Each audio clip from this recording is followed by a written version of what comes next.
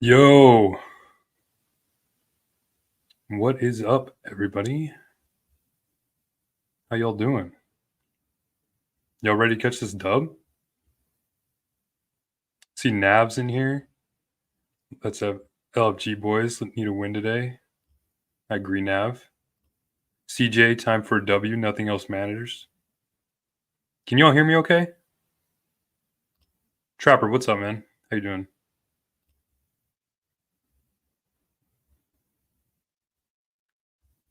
Jacob, W or bust? Yes, sir. Uh, dude. Thanks, Trapper. Appreciate it, man. What's up, Monica? How you doing? So, how about these lineups, eh?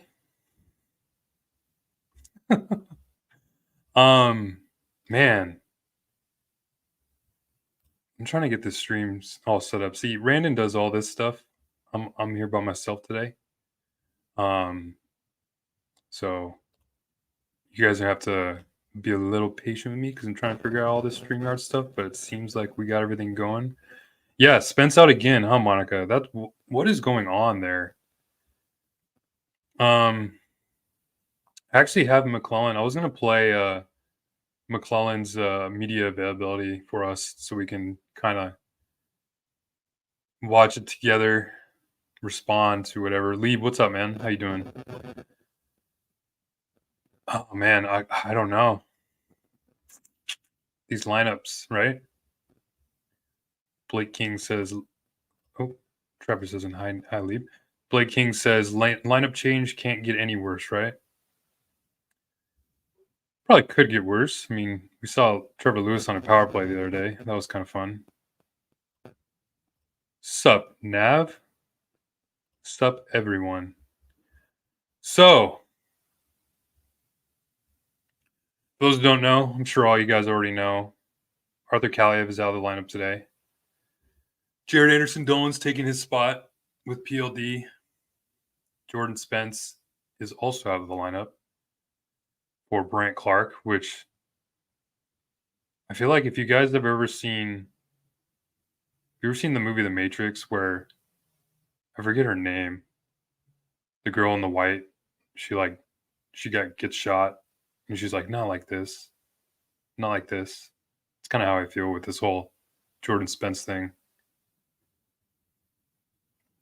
I don't understand what Jordan did to deserve to be sat. Yeah, I know, Trevor, right? They're going to score like 6 or 7 goals tonight.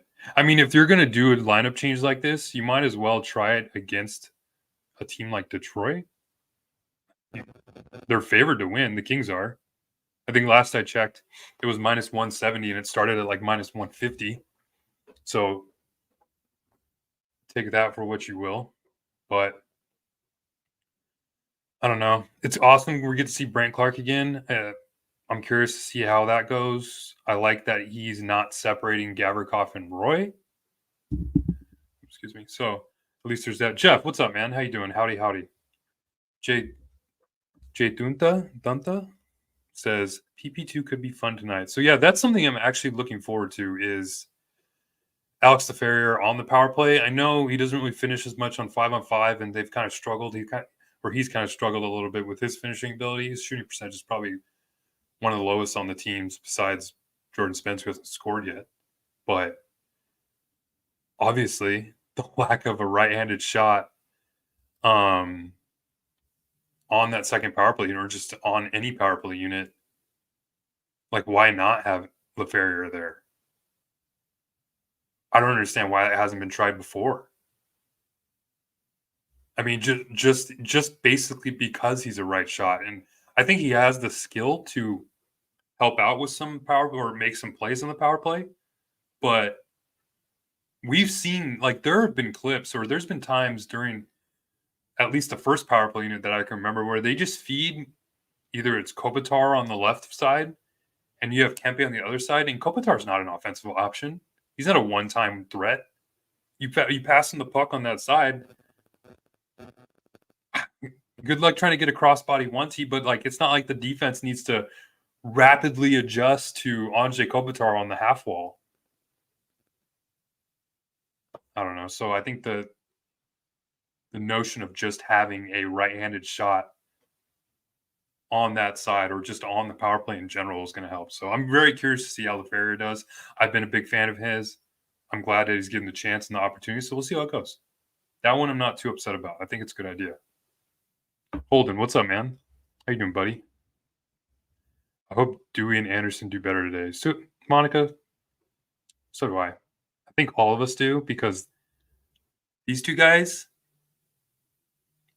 they've been cutting it. They've been actually kind of bad these last 4 or 5 games, like really bad. And it's kind of sucks because Doughty started off so great. Mikey Anderson, I don't know what's up with his game this year. He's never really been one who's kind of like going to pop off with like highlights or anything, steal the show. But even then, like some of his defensive game has been, I don't know, maybe it's the matchups they're going against and it was just recency bias, but we'll see how they do tonight. Kings Roll, what's up? How you doing, man? Welcome. Thanks for hopping in. Hey, thanks everybody for hopping in. I'm excited for this one. It's Saturday, so there's that, right? I'm going to a party after this, a little family function, so I'm excited. I'm looking forward to that. So I'm hoping the Kings can claw out of this one with a win. Then I can go and have some few drinks, feeling pretty good. Otherwise, those drinks are going to be a little bit more necessary if they lose tonight. You know what I mean? No, Joe is actually he's having his own party for his 3-year-old today. And I believe Randon's got his family in town, so you guys are stuck with me today. Sorry. Let's hope it's a good one though. Let's have some fun. Let's do this. I got this queued up, so we're gonna watch this together. Let's listen to our boy Todd here. And let me know. After the last game, you said there's another game of positive things you can show the group on video today. What did you like most? You guys hear that? About the way you guys played, and what did you kind of show the group today? Well, the individual situations or team situations that our we boy talk Todd? about, some adjustments and some polish. Cool. Appreciate it. Showing up in the game against I'm gonna Florida. check this out. And it's a tough team to play against, and we saw a lot of positives in those areas. So we reminded them of those this morning. But this is a different animal tonight with Detroit. They play a different way. So we also had to give them the information they needed to have a chance at success tonight, which is a typical pre-scout. And we did that using the majority of our clips from our game a week or 10 days ago, whenever it was. And within those clips are a lot of positive ones, but there's also some areas that seeing the Kings have a lot of trouble playing of us. And, the second. Show a few of those so that we can fix. I think the only one that is like the Montreal game where they just kind of destroyed Montreal the second time. But the second time they played their opponents, they've kind of you've seen the opponents match up better. A difference, the way they approached the game from last year with all these new bodies, a lot of key pieces too. We don't. Same coach. I know. Yeah, we played them quite early in the year, twice. And is watching this one with some fireball. So for me to crazy. I don't blame you. Comment on that to compare the 2 years, I don't think it's fair to me or to them. Yeah. I only know kind of what they're doing right now, and they're a very active group. Their transition quickly. They're prepared to jump and go anytime a puck is even shot at the net. They're on their toes going the other way. We got into a bit of a ping pong match with them back and forth, and I'm not sure that's what we want to be in. I know. They score a lot from their blue line. Their fourth line has perhaps the most productive line in the league as far as offense goes. So it sets up their first line real well, handing off a good shift. So there's not a lot of dips in their play when they get rolling. Yeah. Speaking of fourth lines, early in the year, our third and fourth lines were getting the goals that kind of helped out. It's kind of dried up. I mean, do you still feel that they're getting enough good looks? I feel like they're creating opportunities. I'm not sure they're taking advantage of them. So sometimes they'll create a 2-on-1 and maybe not even get a shot off. They'll work really hard on the forecheck rollout and and the pass Yeah, goes a he's- little I mean, the errant, fourth line has been or, really- it gets picked They off. haven't been producing Beginning of not the even year, that was necessarily like sustained any time. offense. It They haven't was been time that producing any would lead scoring to second and chances third like at all. opportunities, and then they would hand off the shift to the next line. So we've got to get back to that a little bit. They're very capable of it. They've proven they can do it. So we're counting on them to do it. Kevin and Trevor flop sides over the last couple of games. Is that an area where you just let them kind of do that if they'd like? And have you seen any changes? Yeah, they came to us and said, "Hey, can we try this?" And we would be remiss, I guess, if we weren't listening to what the players wanted. They don't always get what they want. Appreciate that. But they're playing the game. They have a sense of what feels comfortable. And it's not like a veteran player intimidated a young player and said, "No, I'm playing here." The two of them got together and said this would be best for our line. So we're No, prepared that's Kevin to Fiala do saying he that. wants to switch. And, I bet you 100%. they've been able to maybe Trevor provide Moore the is most not coming to offense, Kevin Fiala saying he wants for to our switch club the sides. That's last Kevin Fiala 2 probably games. saying, "Hey, It let was me nice to see them come on that score side in and and see what I around the could blue do." paint.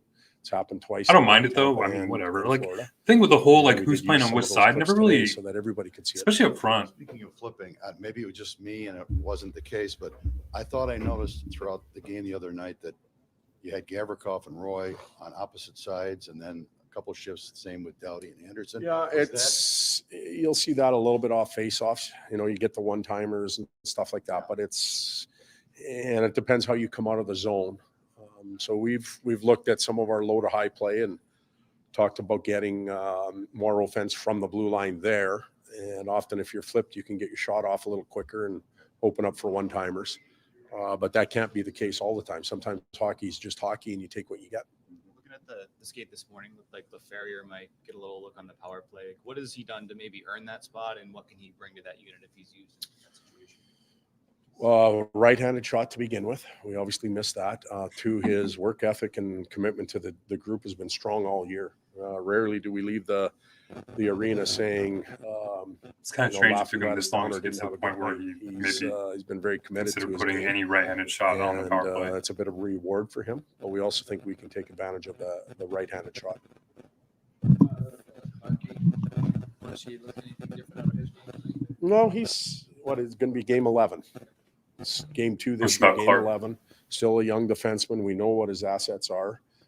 We have a fairly good idea what his liabilities are too. And if he can come out of the night with a pretty good balance sheet, that's a real positive thing for him. Grow his confidence and keep him going.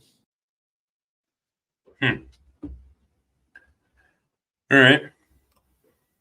Lineup changes should be interesting, right?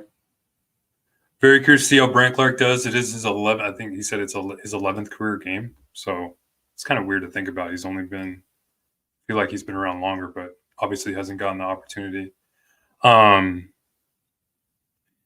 Kingsborough asked me, Russ, do you think T-Mac is on thin? Excuse me. I don't right now. Listen, guys, this team's going to be judged in the playoffs. Obviously, they got to get there. And if they squeak in as a wild card team, okay, the scrutiny may be a little more warranted to how the regular season ended. But let's say they squeak in as a wild card team and win a playoff series. That's the thing. Like, for me, if they don't win a playoff series this year, we'll have that conversation. We'll start talking about whether some changes needed to be made. It's been 2014 since they even won a playoff series, let alone forget Stanley Cup. Like, we're talking about playoff series. 10 years. That's got to change.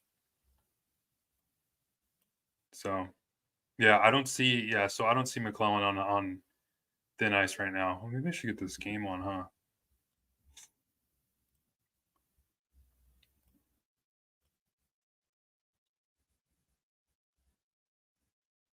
Mm-hmm.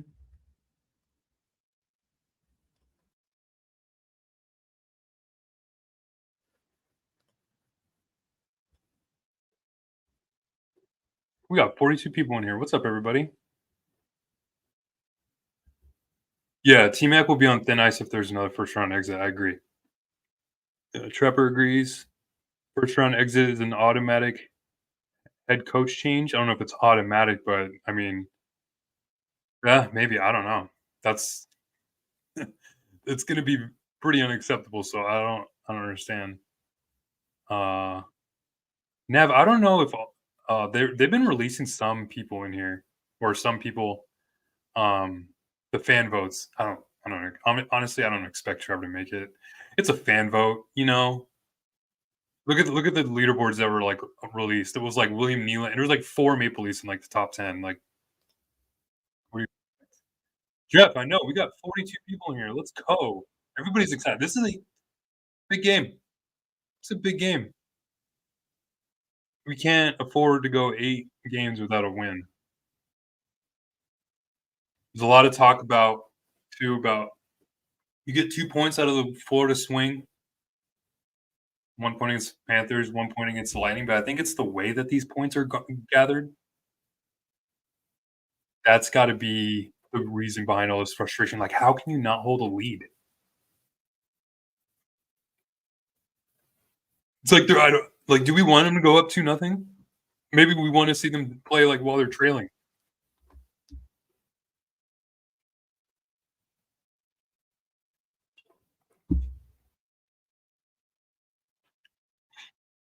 You guys got any predictions for tonight? Ali says, "Go Kings, go!" Yes, sir.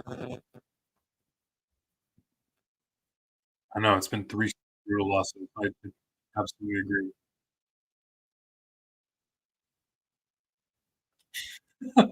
CJ's prediction is just win. All right, all right. Puck drop's about to start. Let's get this. Let me put this. Look, I got a little scoreboard banner for you.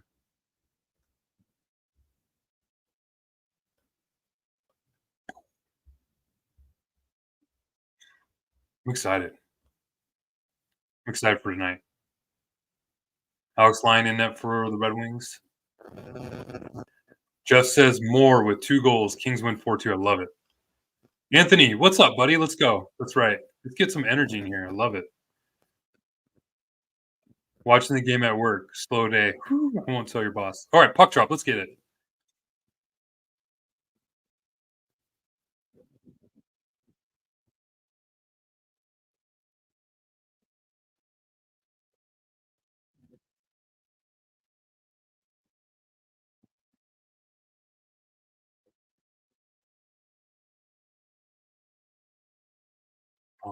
Get that to Dewey.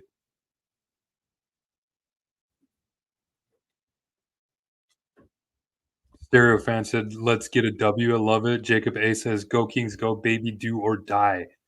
That's how it feels, right? Little do or die tonight. Jay Lee says, "Got Kings 3-1. Juice scores the last." Okay, maybe an empty netter. Hoping for a random Matt Roy goal again. Yeah, he's been kind of on a heater lately, right? Guy's turning into an offensive dynamo. Wait, Dirt says, "Ending the streak tonight." Yes, sir.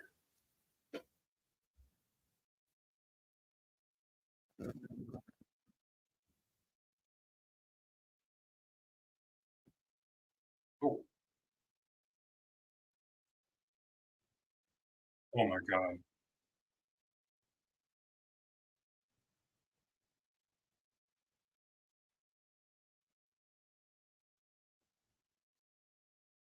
Dude, Fiala's been balling lately.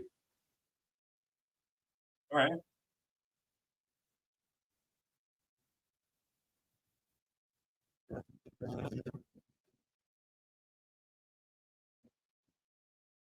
Job, Royzy.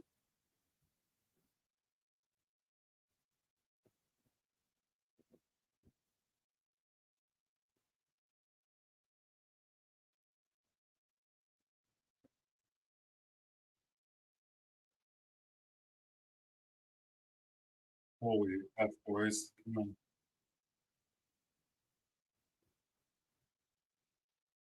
All right, Clarky.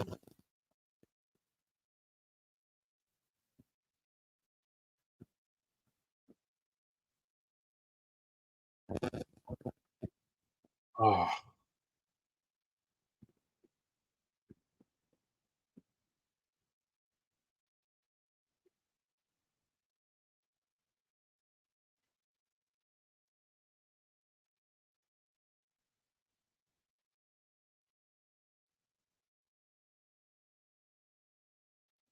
It was actually a pretty good shift by Dubois. Some freaking Jared Anderson Dolan's on his wing. Good poke.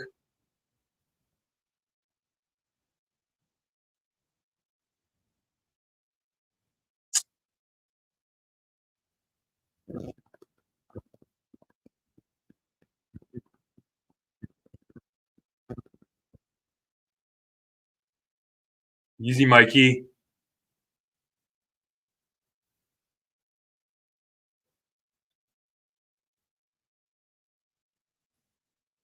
That was a snipe.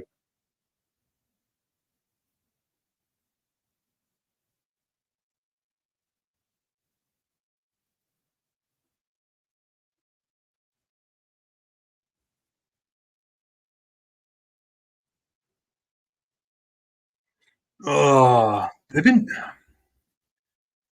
like the third goal that's gone in on Talbot like that this year. I know one was McDavid, but oh, Doughty Anderson on the ice again. That's a tough one. They shouldn't be scoring from right there. Damn it, Talbot. Well, hey, at least they can lose a lead for don't have one. There's that.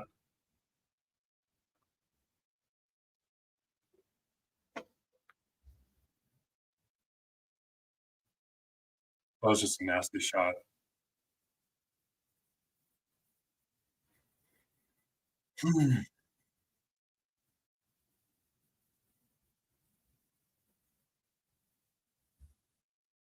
Yeah, Raymond. Trevor Moore he's done that like 3 times too. It's just a bad turnover by Mikey though coming out of the zone. Mikey's been rough. I'm telling you, he's had a rough season.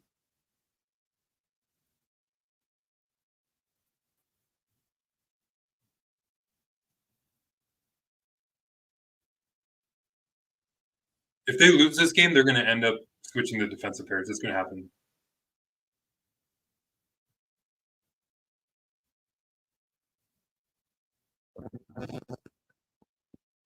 Okay.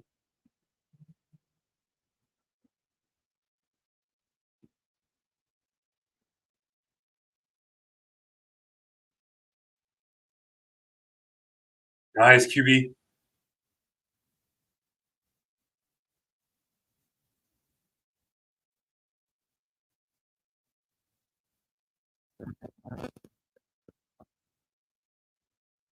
Yeah, there was a. Yeah, I agree. There was a chance right there. I thought Kobe could have shot it. At least throw it on net, right? Shoot for the pad. Ooh.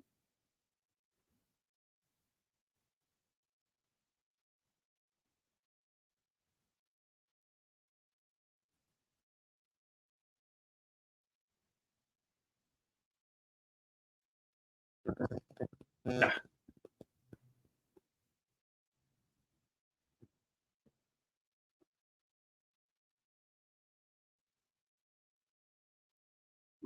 Terrible pass.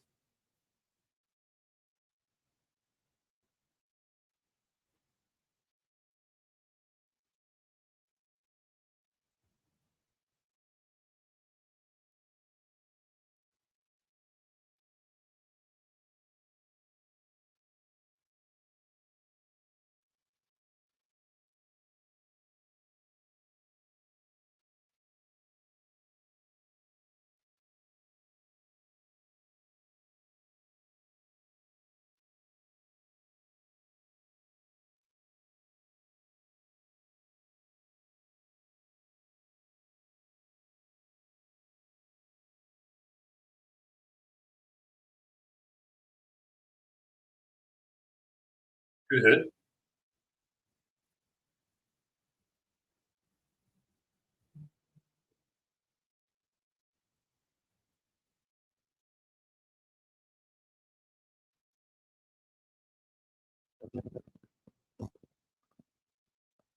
Trip.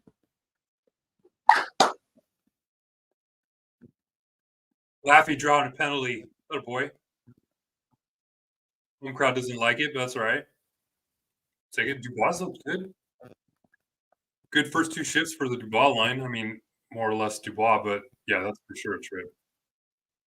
Skate to skate.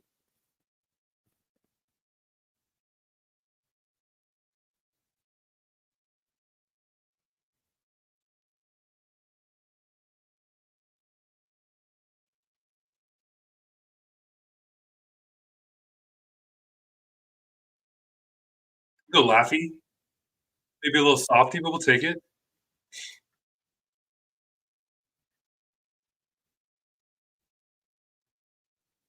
First power play unit gets there.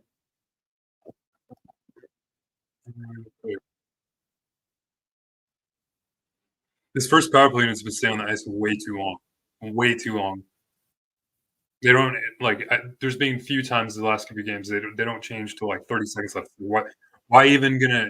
You're gonna just jumble the lines even further by setting out the second power play unit. And you have 2 centers. Your other 2 centers that you just had with Dubois and Deneau when you just had Kopitar out there are now caught up on the ice. So you just have Lizotte to follow up with. And it's like when you go up against another team when their penalty kill comes off the ice, they're going to end up with their top 6, one of their top 6 lines on the ice. And then if they're the Kings, the only line you have left, or the only centerman you have left to match up against is Lizotte. Why that first line needs to figure it out and then get off the ice. Oh, what?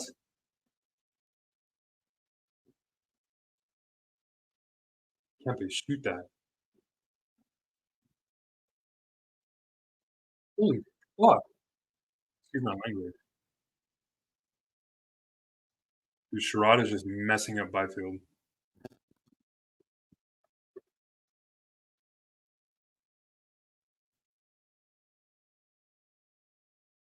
Ooh. Oh. Let's go, boys! Dude, Kevin Fiala. Baller. That was okay. There's a power play. There's a power play.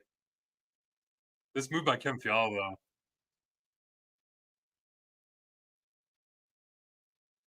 A little move to the backhand. Oh my god. That might be one of the prettiest goals they scored on the power play this year.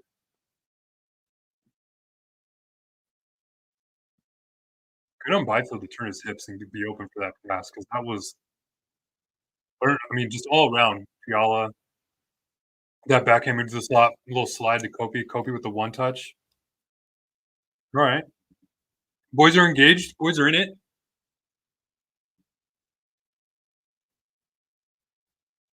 Yeah, QB in front of Shabbat or Sherrod. Yeah, that's right.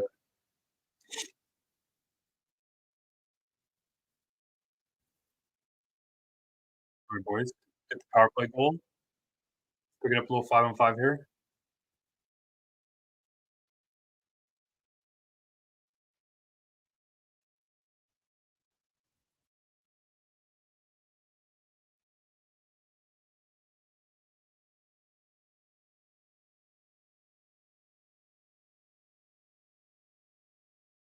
If Matt Roy does leave for free agency, oh crap. Oh my god.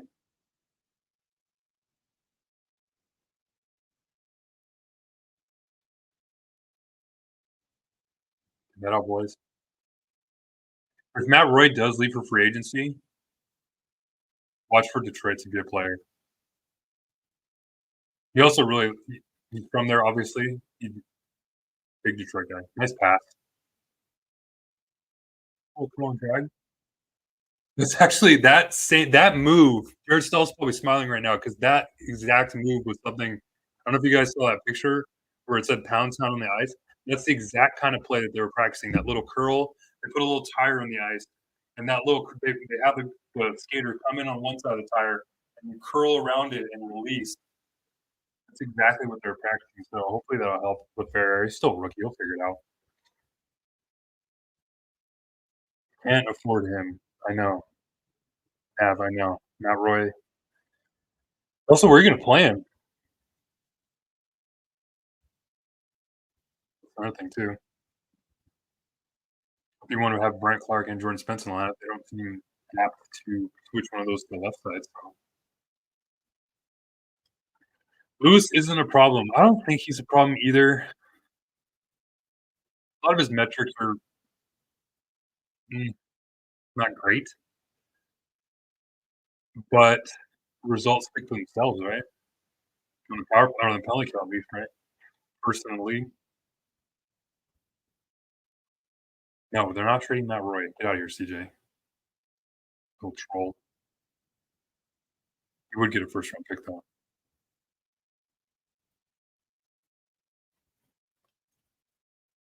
See, I don't see Stereo Fun. I don't think Lewis has been a liability, or I don't think Lazat's been a liability either with Lewis. I just think all three of them just seem to kind of figured out. Because they were good at the beginning of the year. There was no complaints there. They just kind of slowed down. There's a lot of line. Like, how many times has McClellan kind of adjusted the other winger on that side with Grunstrom, Kaliev kind of flip-flopping back and forth, and you have had Kaliev come out of the lineup because of injuries sometimes, and Jared Anderson-Dolan has been there. Maybe some inconsistent plays there, or inconsistencies. Not a lot of continuity.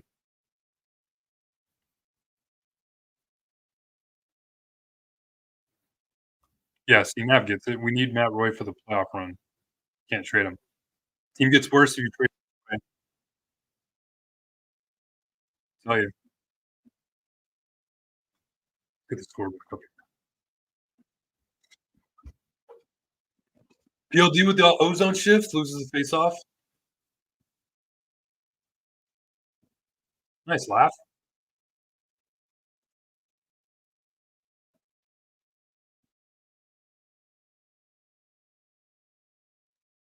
Nice pass.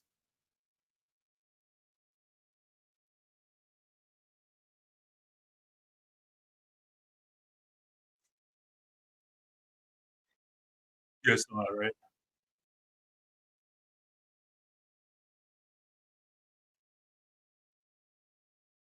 Yeah, Clarkson actually looks pretty good. His defensive game is a good today so far. I mean, it's another curl and drag shot. I like it.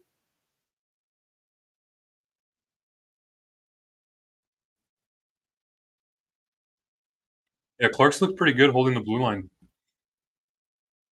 Couple good shifts so far to start. Doesn't look intimidated by the rushes against him. So that's good to see. Usually with these young defenders, they're just the gap control is just so if you can see Clark kind of keeping really close, keeping that stick engaged with the offensive player. Good sign.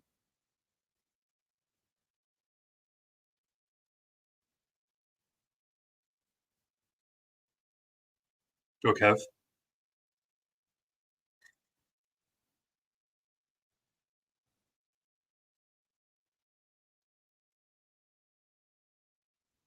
All right. So anybody here, if any of you ever play NHL on like Xbox or PlayStation or whatever, anytime you push the left trigger button, your skater will always kind of go 10 and 2 with his skates and kind of like curl around.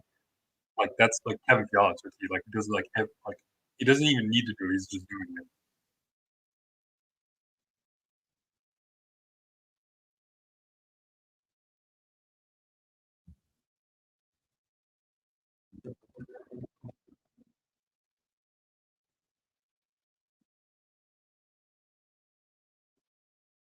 Go Trev.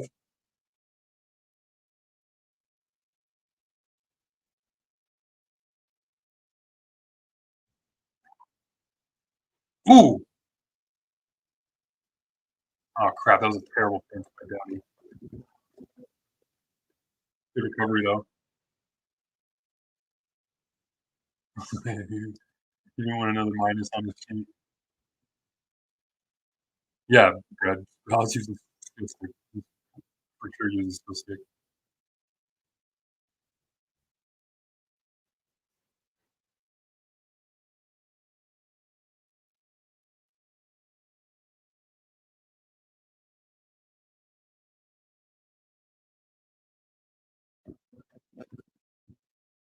Flying's kind of dominating in general.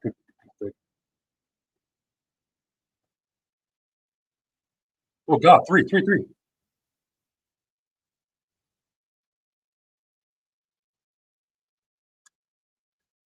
Put it on. Middle of the ice. The fourth man in. It's gotta be a shot.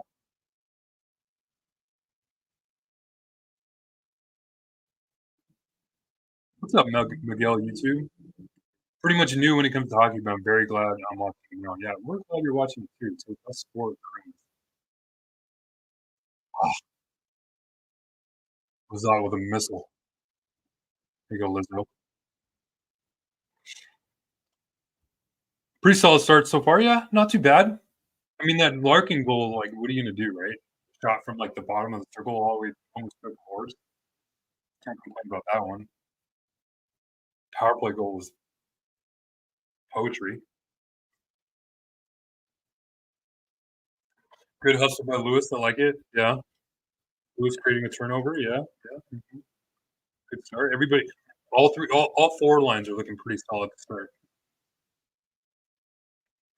I think they're kind of doing a little too much with the puck in the offensive zone. I like to see them simplify it a bit, but no complaints. Good start.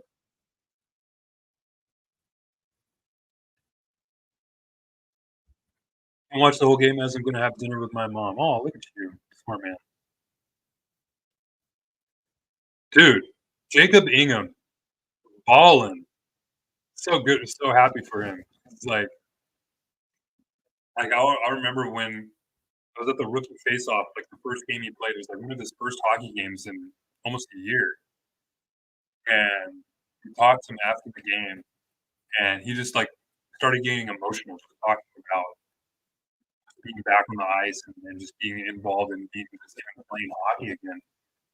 And so it's really cool to see kind of his progression. I mean, it's not even like he's not earning it. He's definitely earning the chance to play where he's playing right now. And so it's good to see. And I mean, hey, with the way the goaltending depth is for LA right now, Portillo and Ingham, both of them are looking pretty good. That's good to see. Yeah, Miguel, if you haven't been to a hockey game in person, best sport to watch live, 100%.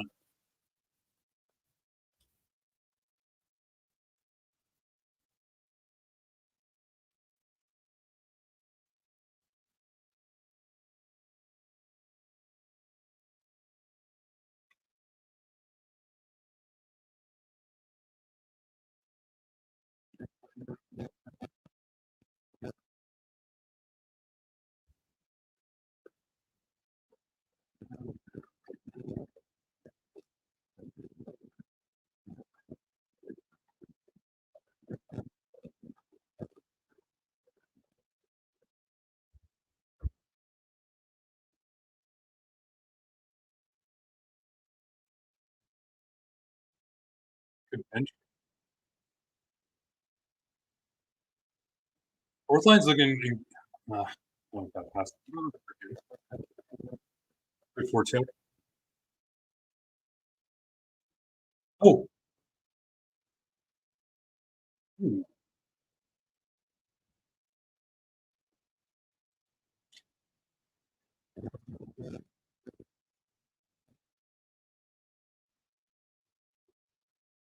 Oh, God, that was not bad.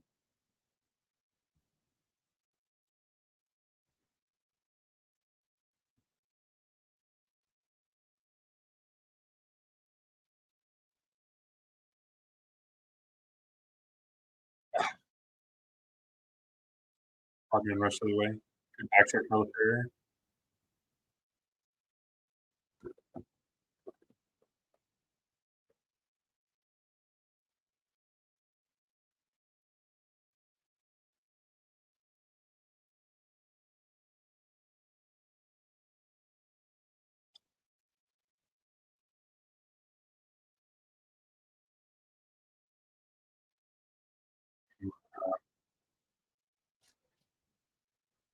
Oh, Jared Anderson, Dolan, Laferriere are both kind of struggling today.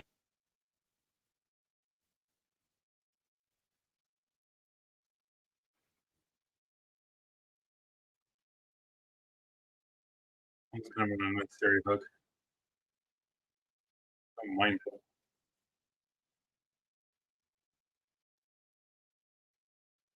it. What had him?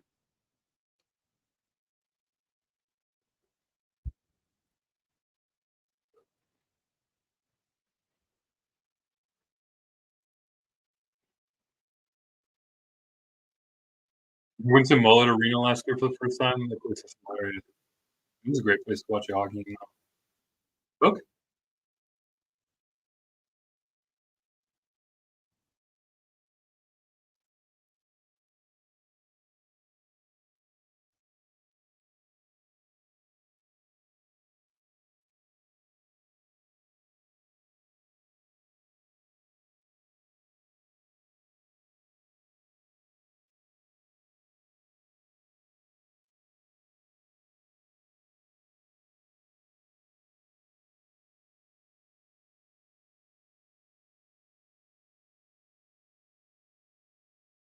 Good stick.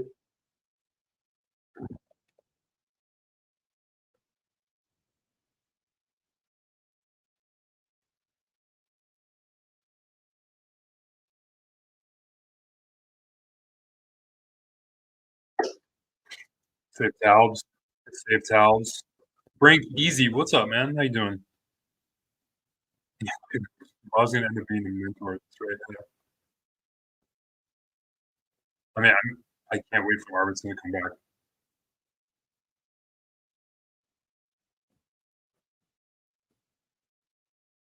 Kempe is its stud.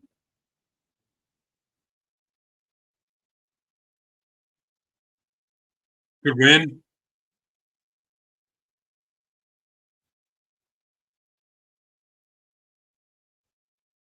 Good job, boys.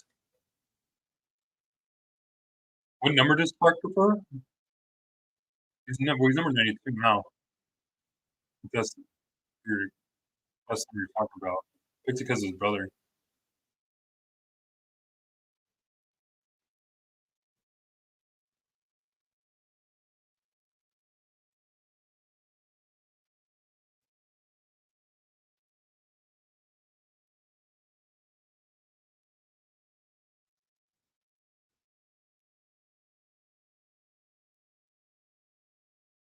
Good stick.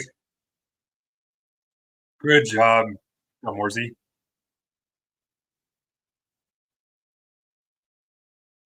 Yeah, he wore 55 in junior. Obviously can't wear it because of Byfield.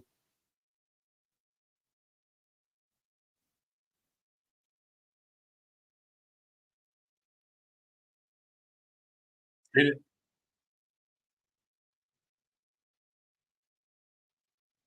Cool. Matthew loves those inside out moves. Look like he's gonna take it away, bro.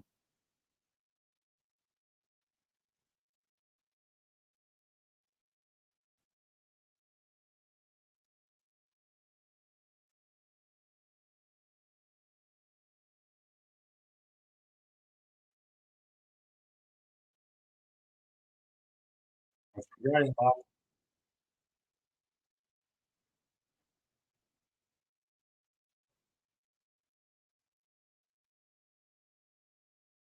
Fight him. You won't drop him, Valeno.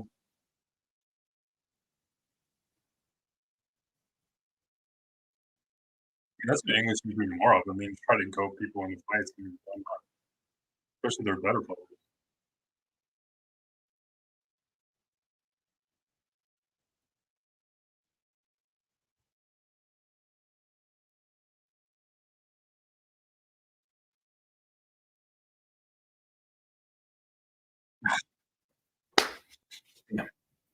Yeah, England wanted that one. Valeno's not gonna fight him. See, Zach, that's what I said. I think Matt Roy's gonna be a Red Wing next season. My prediction. Russ, doesn't it seem like PLD is the type of player who is, if not targeted and set up to succeed as best possible, then he won't? And it kind of sounds like you're talking more about his mentality. I mean, it's got to be frustrating for anybody to kind of come into an environment and you go from playing with players like Nikolai Ehlers and Kyle Connor in Winnipeg, like two premier goal scorers, wingers in the NHL, and then You got to play with a fringe AHL, NHL player tonight and a rookie. I wouldn't say I'd be frustrated, but I'd be kind of wondering what's going on here. So all the Kings in Toronto 4-1 win, seeing England score in real life made me think I was yeah, that was really funny. That was definitely a lucky one. You have another opportunity to see the Kings game in February and Ducks Kings. Ooh, there you go. Oh, that should be a win for the Kings. If it's not, then we're all having a terrible night. Don't the Red Wings have a lot of money committed to the blue line already? I'm not sure, actually. I'd have to take a look at their salary cap. Maybe we can take a look at that during the break. Maybe we can look at some cap-friendly stuff during the break. How's that sound? Maybe look at some salaries. I'll show you guys how I think they'll be back in the lineup.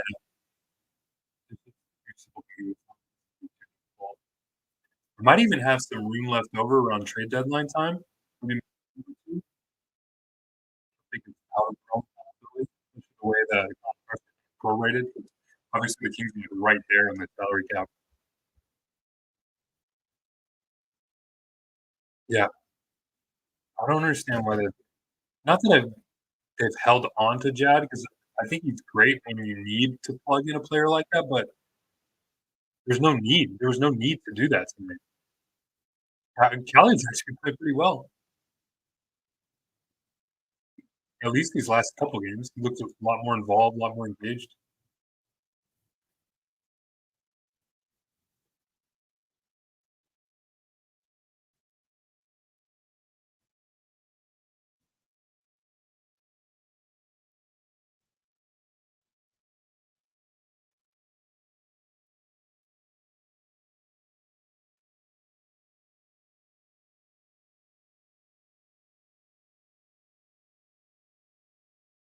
Yeah, PLD has not been bad until lately. He just never was the player we expect for 8.5 mil. I think he can be that player. He just likes to get the opportunity.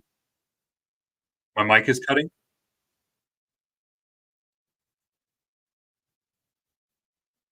Sorry, guys. If my mic's still cutting. Let me know if it continues.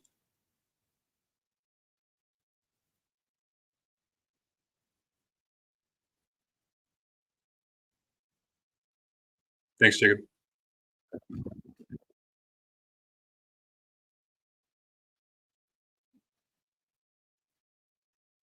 The Kane line is kind of, and once again, like Mikey Anderson and Drew Doughty are out there for an extended ownership in their own end.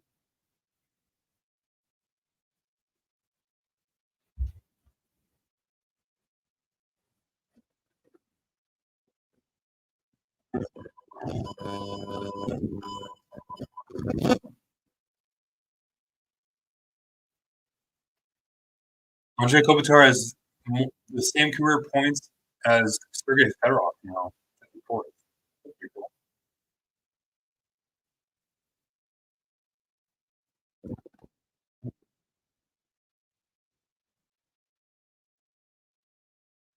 Nice.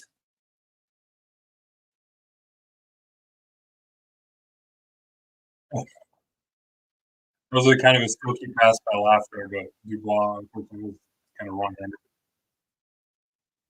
Keep it deep. There you go.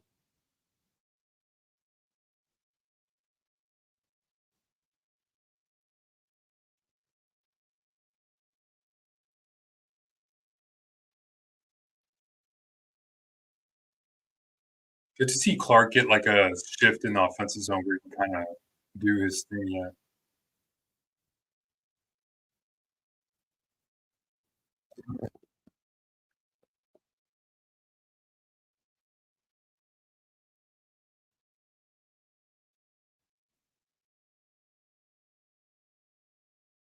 Good stick.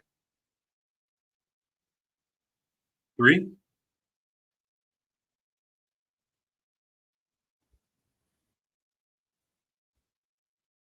Coverages in the zone have been looking pretty good tonight. It's a good sign.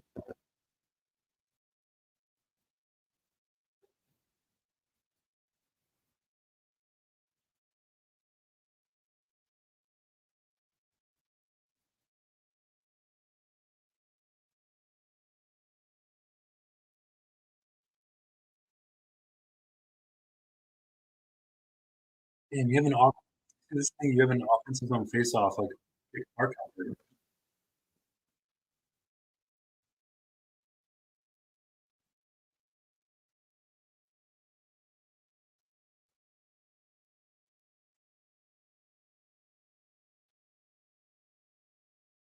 Ooh. Oh, that was nasty.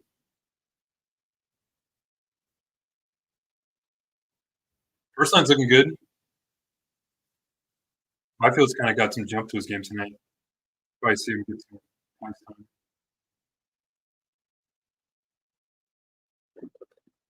Ooh. Ah. Man, that first line's jumping. They're humming tonight.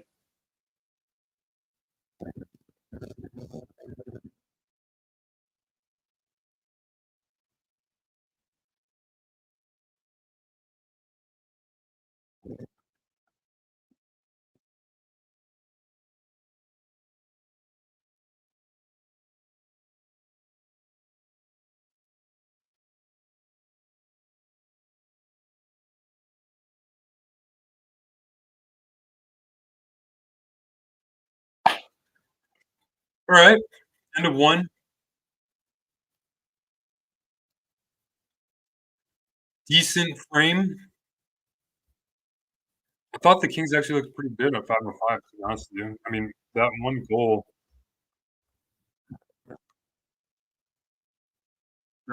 was just a great shot.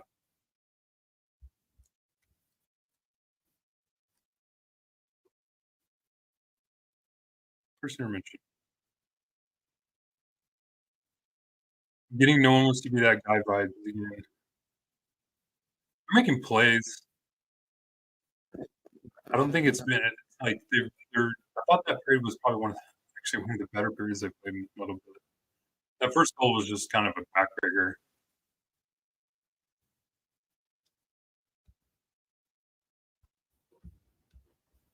Let's take a look at some. Let's do this.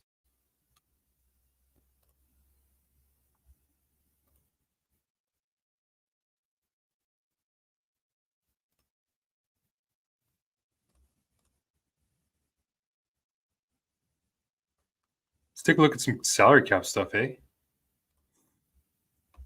So when I like to I like to mess with this armchair simulator for salary for well, let me see if I can get it bigger so you guys can see.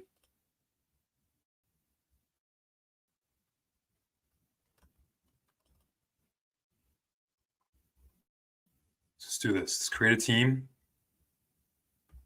Let's do the Kings. This year we'll just call it Russell. I'm not a robot. Let's do in-season prorated cap hit. Continue.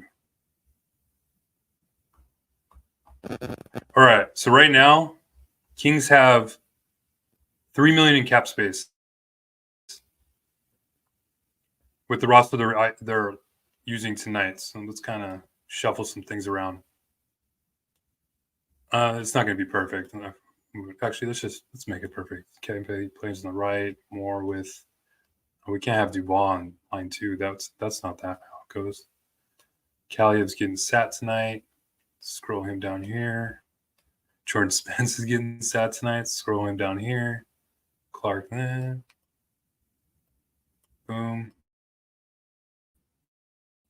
Boom. Jared Anderson, Dolan, Dubois, Trevor Lewis. There we go. What's up, Sean? Sean says, hey, Russ, I think there's a pretty good chance Kaliev has moved at the deadline. You know, that's actually something that I've been thinking about too. These this whole thing with Kaliev, I wonder if he's trade bait. I'm curious.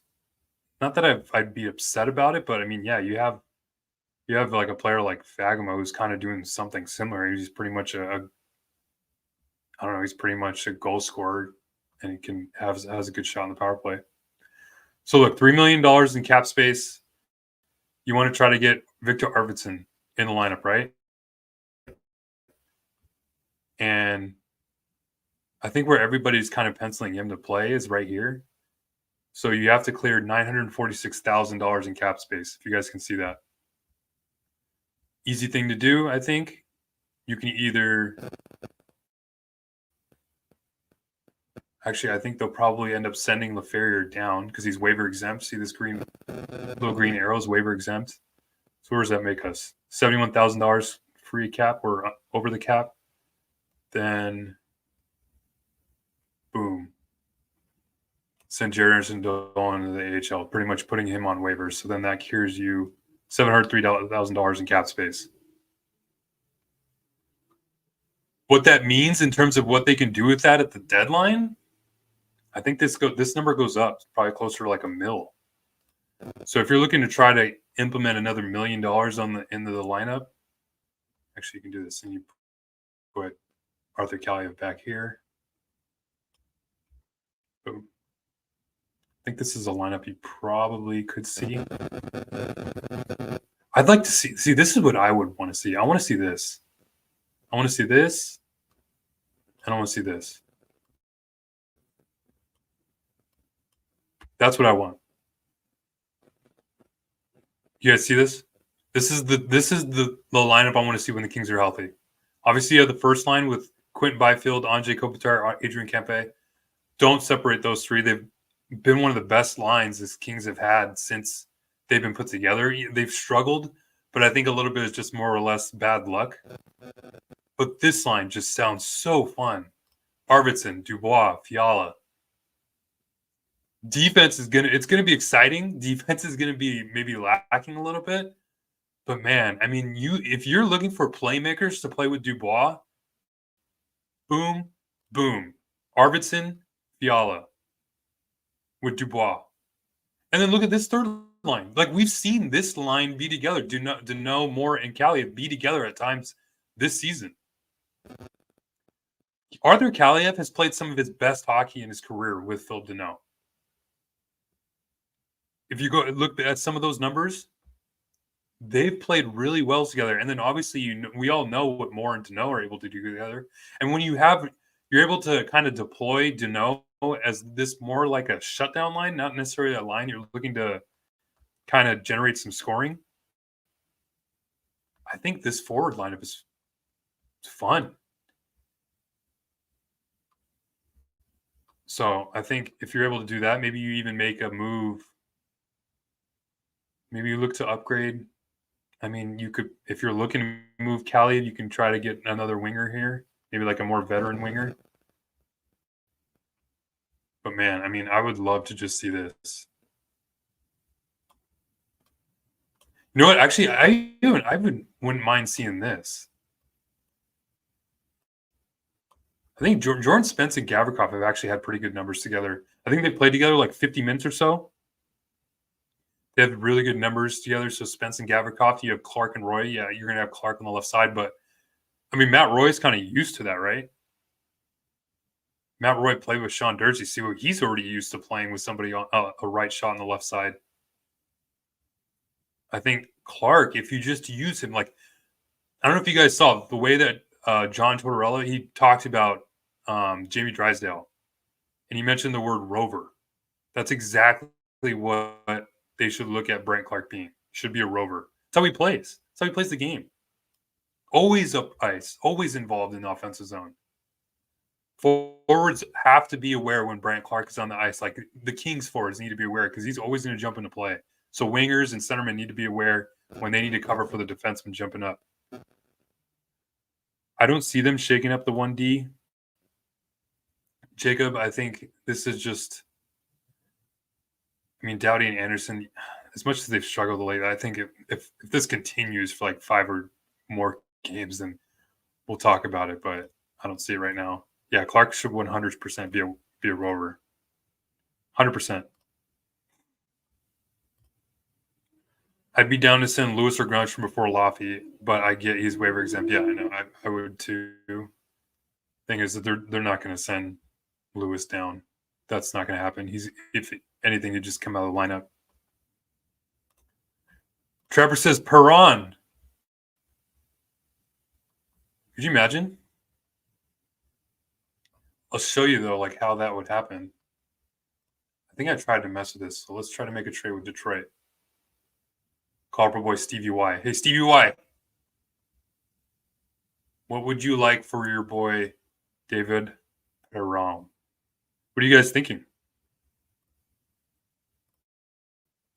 What do you think would cost for David Perron? Probably, I don't think it would be that much, to be honest. Even if you like offered Arthur Kaliyev, I think that would even still be quite a bit. But let's just say for you guys can yell at me if you think this is too much of a trade. Where is add to trade? Arthur Kaliyev and what? Third round pick next year? Kaliyev for Perron in a fourth. Already in a first lead. I don't know. I don't think so. I don't think it'll be a first. If you're going to give up a first, you could probably just do it without Kaliyev. Chris says Kaliyev for Perron in a fourth. No, I think it's going to be, you're going to have to add, you're getting the best player back in return, even though he's on a rental. You're going to have to add a sweetener. Kaliyev in a second or third. That's what I say. Overrating Artie's value. I don't think we're overrating it. I think, to be honest with you, I think teams will, you could probably get Perron at the deadline for like 2 seconds. Our first is way too late. Some wishful thinking there, Lieb. You know what I mean? All right, well, I'm just going to say, let's just have some fun. You guys can hear the sirens outside my window. Let's have some fun. So we're going to submit this trade. See, the thing is, boom.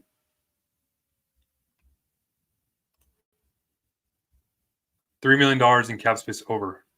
But the thing is, I don't know how much this is actually true this is, because his contract's going to be prorated quite a bit at the deadline. And the Kings right now have, I don't know what it says in terms of cap space. I don't think it says on here, but they have like more than that. So I could see that being a possibility. Like, I think Perron's contract at the deadline would be like $1 million in terms of his cap hit. Tarasenko and 50% retain. I don't see Tarasenko being a fit on this team. I don't know. I just think like if the Kings were looking for a pure goal scorer, I could see it, but I don't think that's necessarily what they're looking for. I kind of see it like maybe he can help out with some power play woes, but I don't see Tarasenko.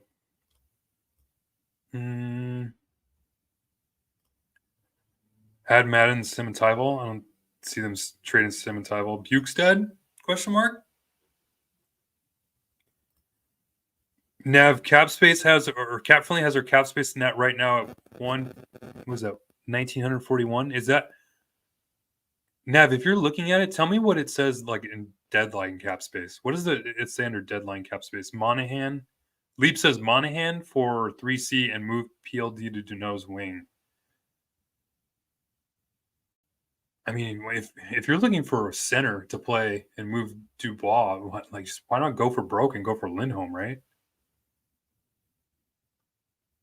Go for broke. I don't mind Monahan, but that wouldn't be bad. Yeah, Holden likes it. You got a fan there. Lawson Krause. Big body. Is he a right shot or left shot? Perron has killed LA so much over the years. Him being on LA roster only helps them. That is very true. Anthony is on board to move Dubois to the wing. I'm on board too, but man, that trade was made to hype up the center depth for LA. Let's just look at I'll look at the salary cap right here. So this is what I'm talking about. Look at this deadline cap space. The Kings have $3 million. Obviously, you're gonna have to clear most of that or some of that for. Gotcha, Lee or Nav. I appreciate you looking up for me. I just go ahead and went to the page anyway. Deadline cap space is total sum of cap hit values that the current daily cap hit can be increased by on deadline day to remain compliant. See, it's quite a bit.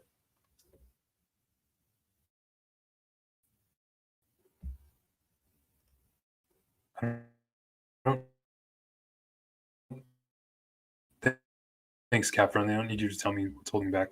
This will be interesting. Lazard's contract. I wonder if he gets like a long-term, like 4-year, 5-year deal at like $2 million. Grunstrom, arbitration eligible. I don't know if he's coming back. So for Byfield, this is the big one right here, right? Byfield's contract.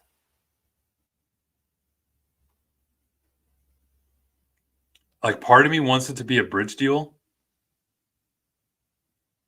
but then I'm like, more to think about it, like, man, I wouldn't mind them signing him just to that first 8-year, 7-year, like $6 million deal. Like, if you can just get him at the value he is now, as opposed to the value he could be in like 3 years if he signed his bridge deal. I did hear from somebody that the discussions with Quentin Byfield and the Kings hasn't started yet, so they're not talking contract right now.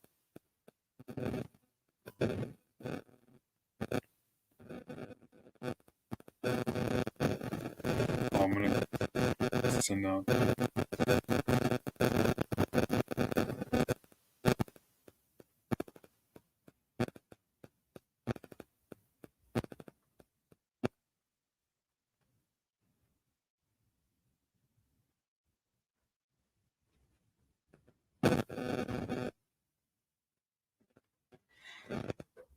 Part of me wants to see Byfield trade value, like Kaliyev and Byfield and 2 firsts for a top goalie and a great forward.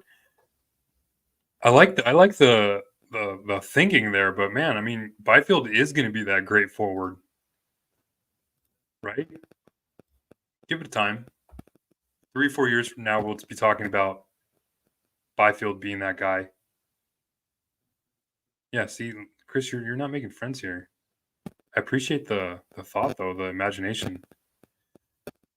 Go bridge deal and then Kopi's money, Anthony says. I think they should bite the bullet and go 8 by 6.5 or 7.5. Yeah, I kind of wonder that too.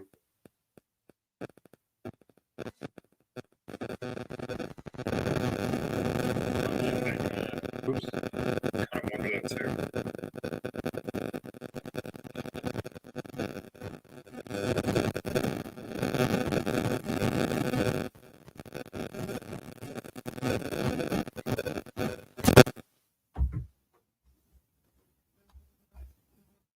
Yeah, imagine Byfield when he's like 23, 24.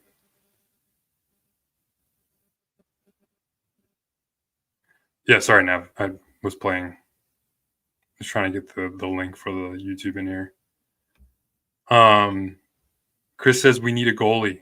We do need a goalie for the future, but man, look at Eric Portillo's stats. Yeah, let me show you.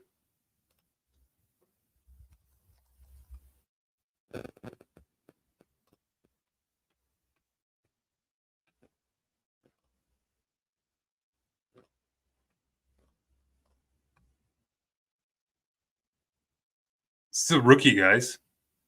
First pro games. And the thing with Portillo is I thought he was going to be struggling a little bit. 10-5-1, 2 shutouts, 2.47 goals against average, and a 921 save percentage. I think with a lot of talk that we're giving and a lot of praise that's been given to Clark's way, which is definitely warranted. This guy right here has been kind of balling, like under the radar. I forget which game I watched, but maybe it was the San Jose game. Yeah, it was a 36 saves, 1 goal against.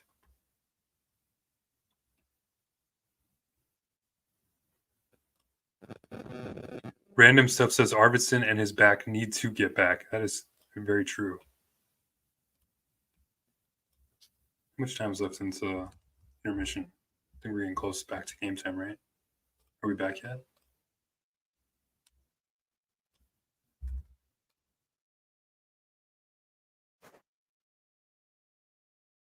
Nice. Perfect timing.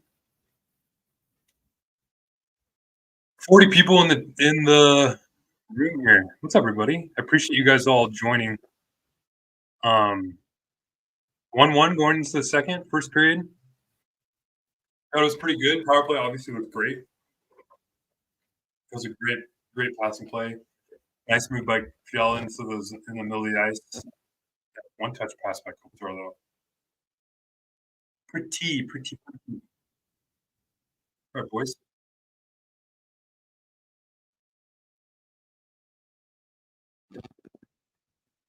Yeah, Holden, I agree with you. You can definitely find a goalie way easier than you can find a player like Byfield. I'm telling you, Portillo hasn't been bad. Early returns are looking pretty good in that trade. Third round pick. Yeah, Hampton Slakinski too. Didn't even mention him.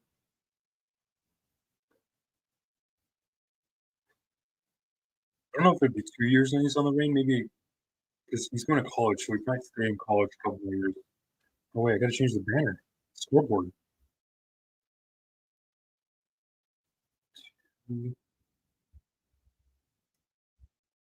2P.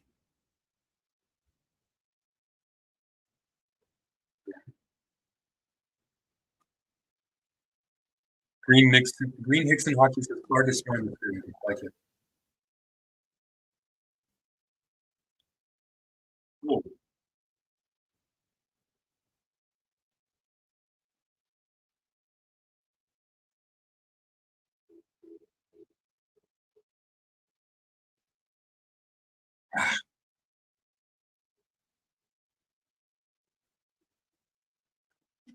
I deal with the little nasty dangles.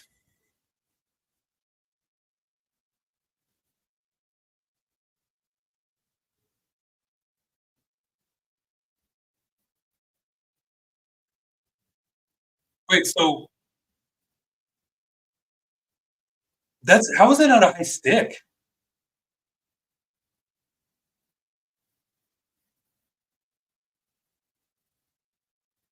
Bro, there's no way you're calling that a follow through. David Braun just wow, just what a joke.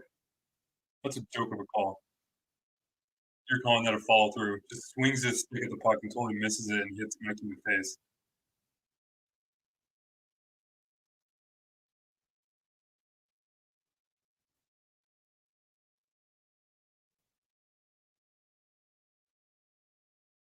I don't know if he was injured, but that would have thought that at least be a minor.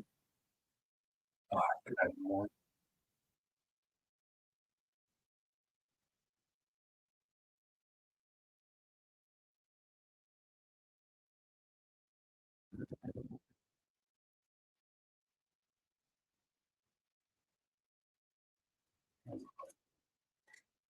Yeah, that was definitely a reckless swing. Like, what the hell?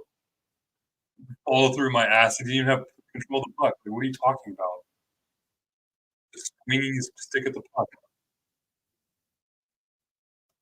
MSU Detroit fan says LGRW. Let's go Red Wings. Oh, okay. Well, that's cool. Hey, let's have a good game, right? Clean fun. I appreciate Red Wings fans in here. Let's chill. You guys probably thought that was a penalty too.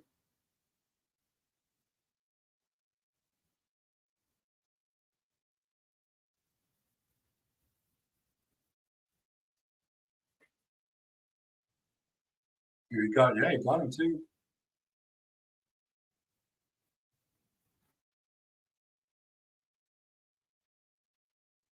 Miguel, I did not break the McFlurry machines. I actually got 2 the other night.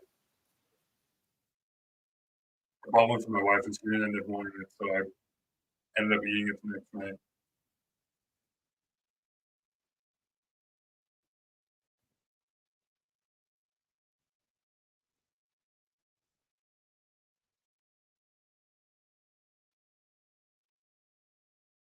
Ice?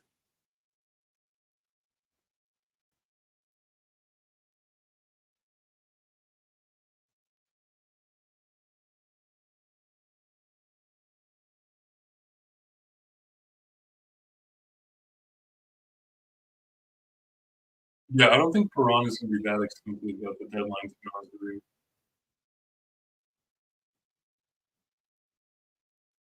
It's UFA too, right? Also depends what his market is gonna be.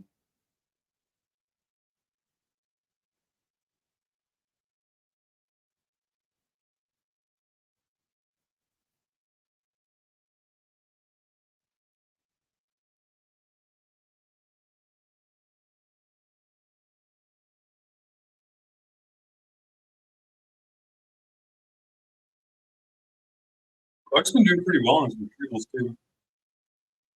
Maybe we'll see it from this one.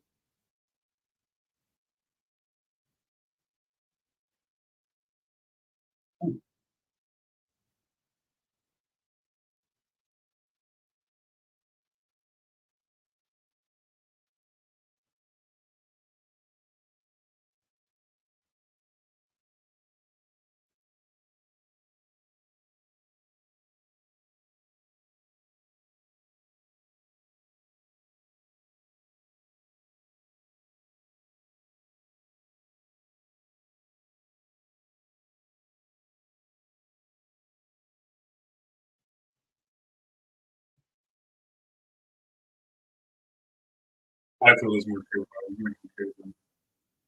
Either one of them are in trade.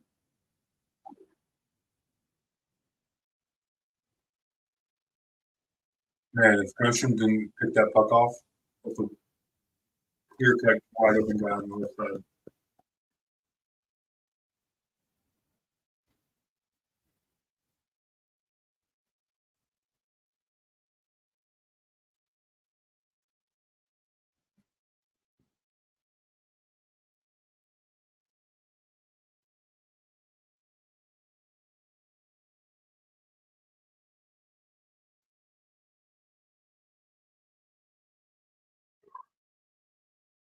Okay.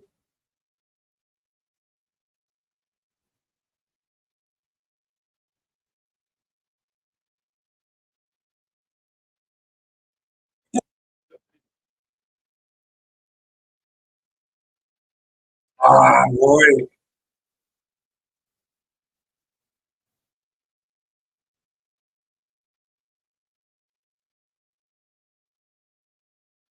Kind of funny. Let's say they're kind of funny when they're actually in the puck a little bit. I got three.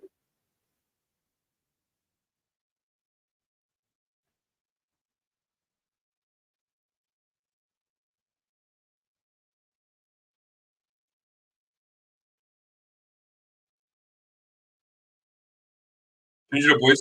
Get the second line out there. There you go. You're going to get that shot. Hold it. Hold it. There you go. Smart. You want to get a change? Yeah, good work.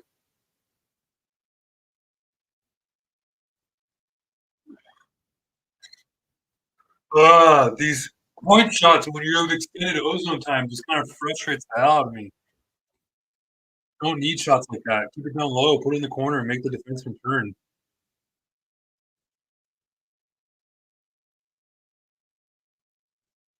Have an extended shot right or extended shift right there.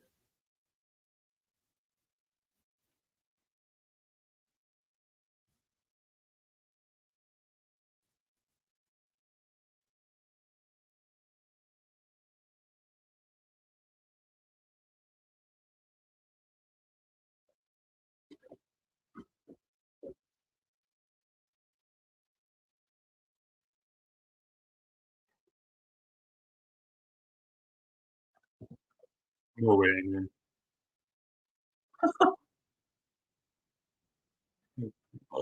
Penguin, you kill me. Nice point. Nice stand up by Clarkie.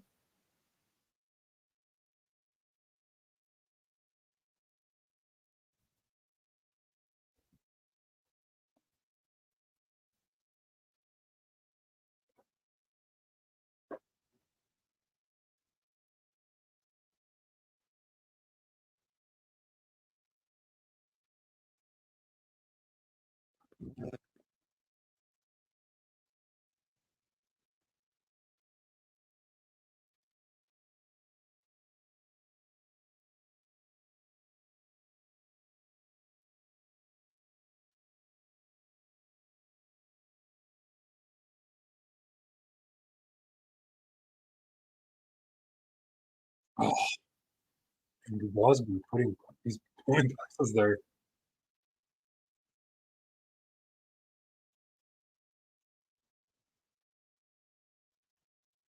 Go. Stick. Good play.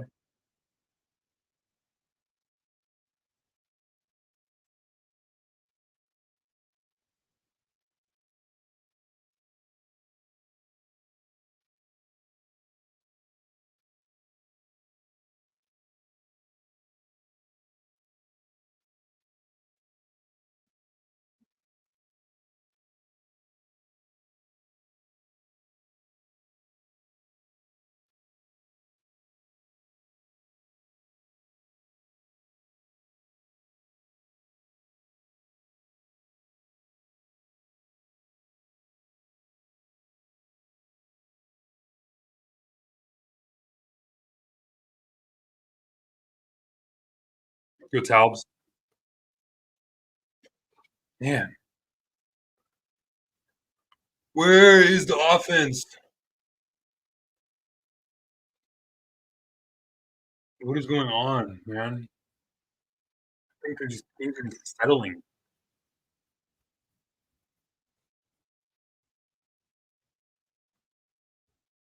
Watch the one thing I'm noticing too is the breakouts. Just watch the up ice pressure by the Red Wings.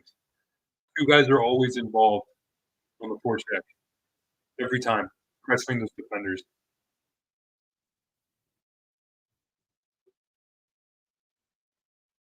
I agree, Holden. It was really nice when they could score more than 2 goals.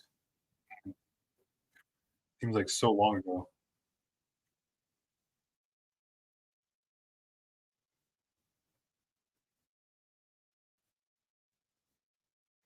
Again, I appreciate everybody jumping in here, watching the game, having some fun. Saturday night. Do a little drinking later. Got a new bottle of whiskey that I'm excited to try. I think it's called like Angel's Envy or something. Could be wrong. Should be good. Looking forward to it. Yeah, our zone exits have been kind of quiet. Have been quite garbage.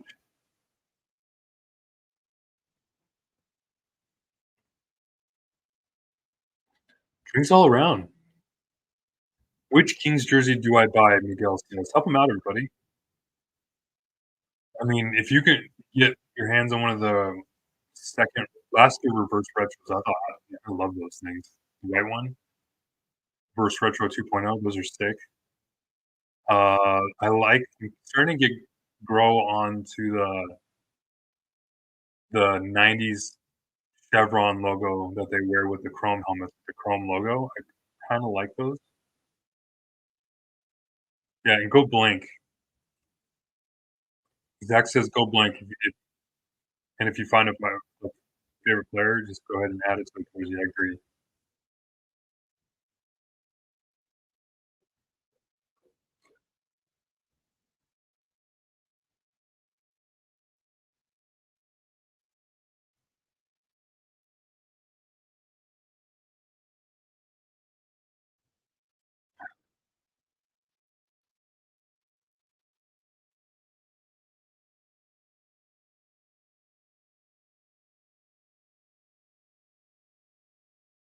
Whoa!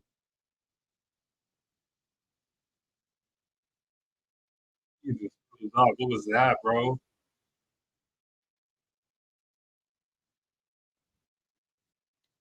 Zaz shaking his head after that one.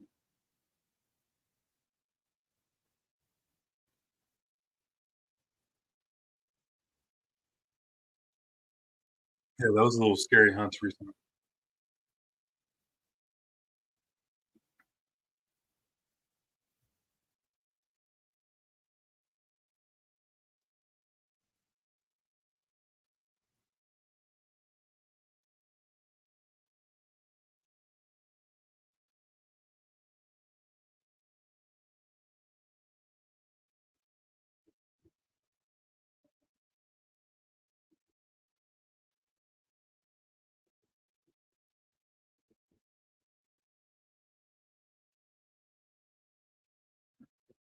Ah,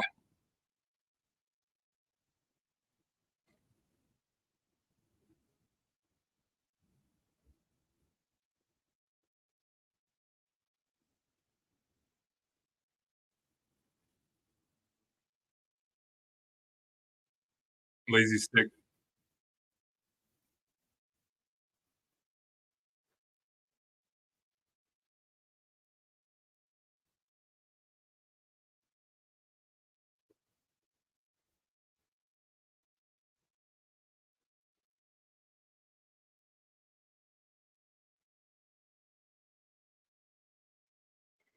Hmm.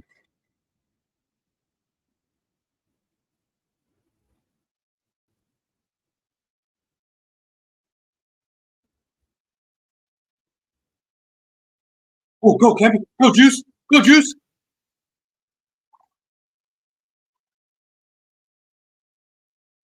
Yeah. I think his helmet was messing with him, Matt.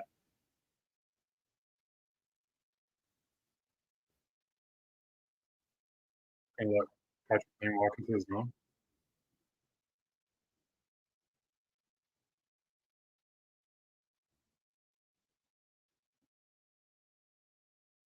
Good hit.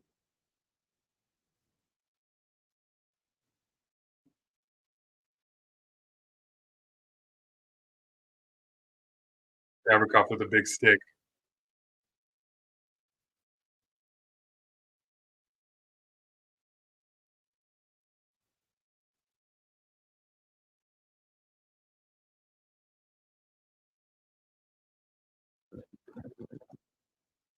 Oh, his helmet, dude.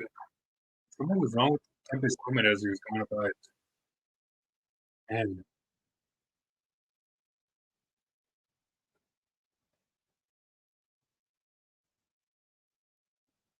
missing on these chances. We saw where those chances were going in at the beginning of the year. We haven't like last time we scored on a breakaway.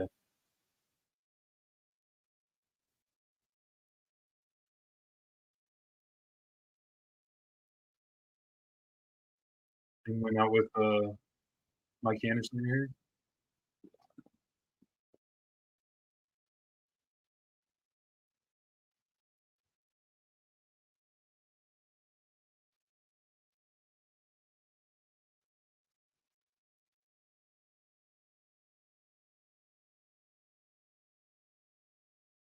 Oh, that's a penalty. Ah,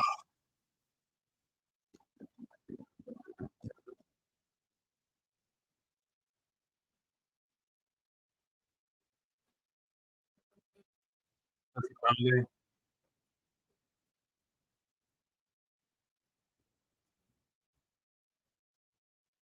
That's just so crappy.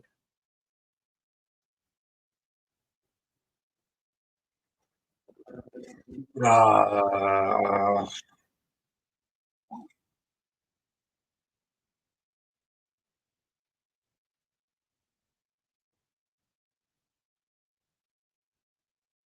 the hockey gods hate us. All right, Roy Gavrikov, 32 seconds, 5-on-3.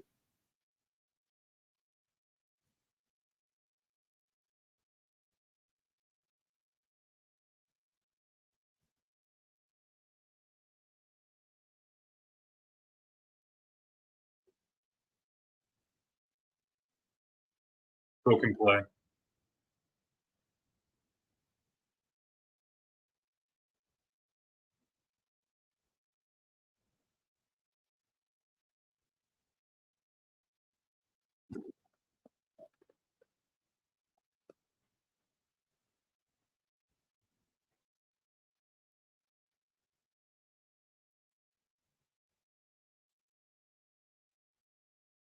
So crazy. He's trying to go across over third to the brinket. It's the Gavrikov. Go.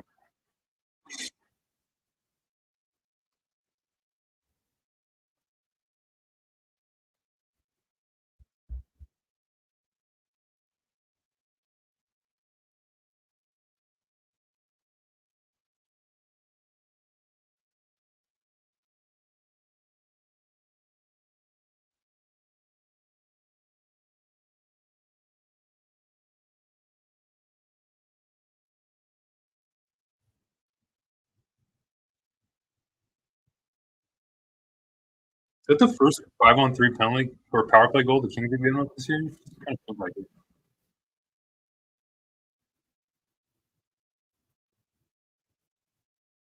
Oh, that sucks. That stick has been treating Trevor Moore so well this year and finally gave up on him.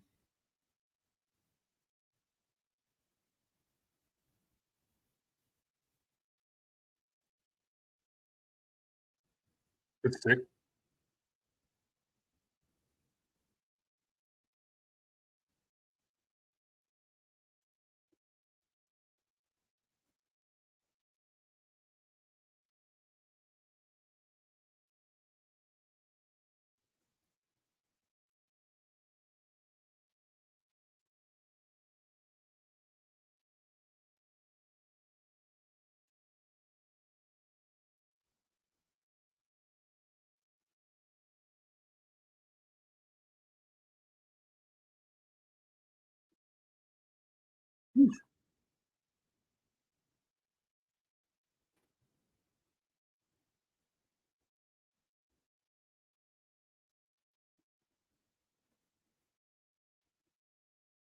Oh, come on.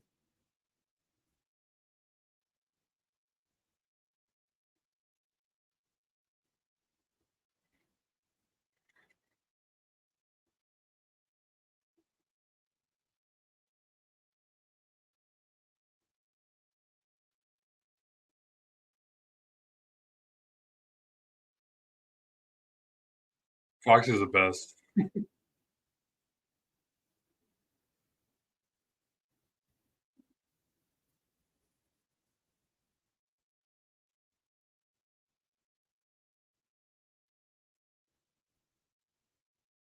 Good juice.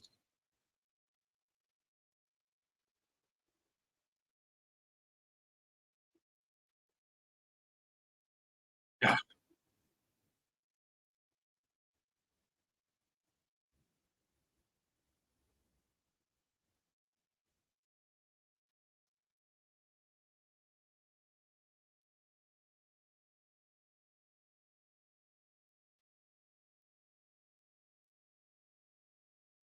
Well,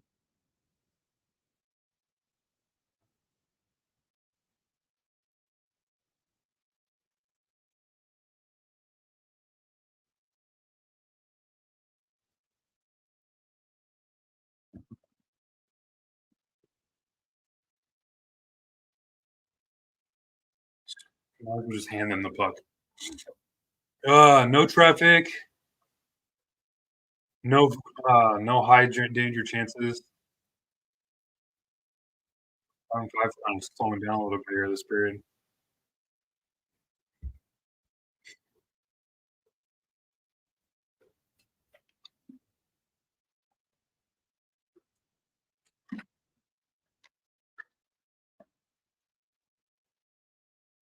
What are we missing here? Probably next to I bet we'll see Dubois line come out there from this face off. Where is the McFlurry? The McFlurry I ate already. I'm looking forward to another one here soon, hopefully. Yeah, that shot from the blue line with no traffic, just momentum killer. Gotta get traffic up front.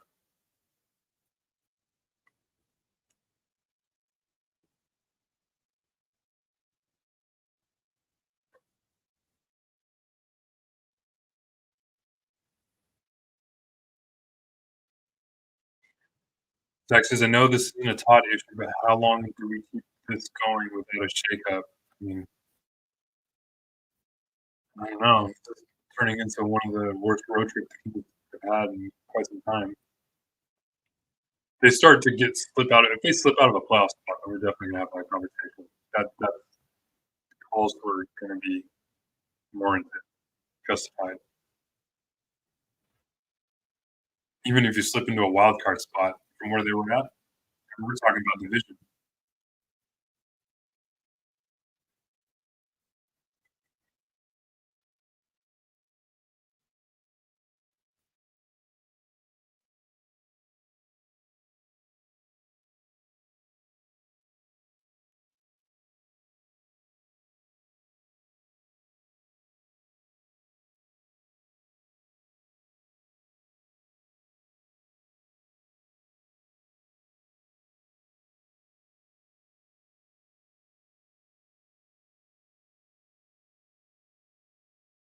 Crowdfund the therapist. Right.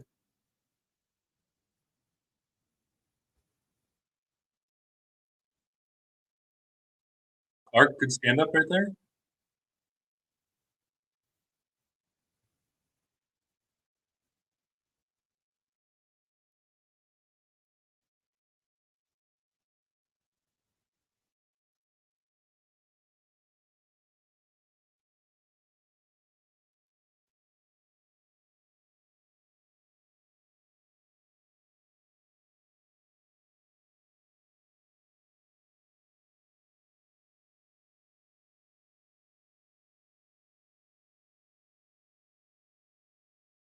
Nice pass. Oh, that's gotta get deep. Gotta get deep. Gotta get deep.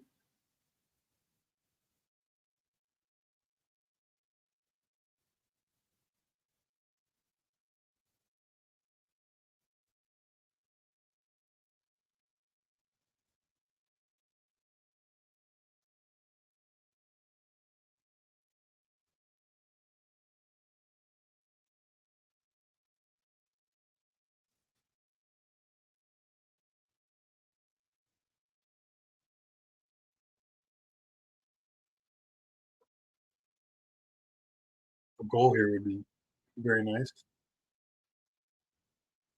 You got the Kopitar line out there? Who's gonna be out there? I think you go to no line. Fourth line. That's great.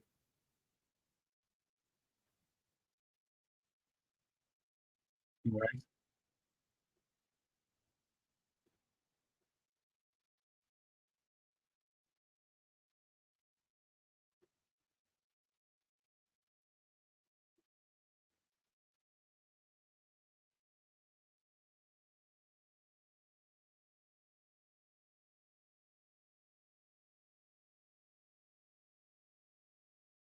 10-game winning streak? You really think it'll go that far? God, I hope not.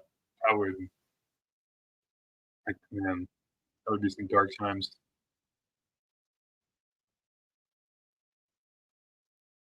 God put the fourth line out there, they lost the faceoff and immediately put the new line up. Traffic.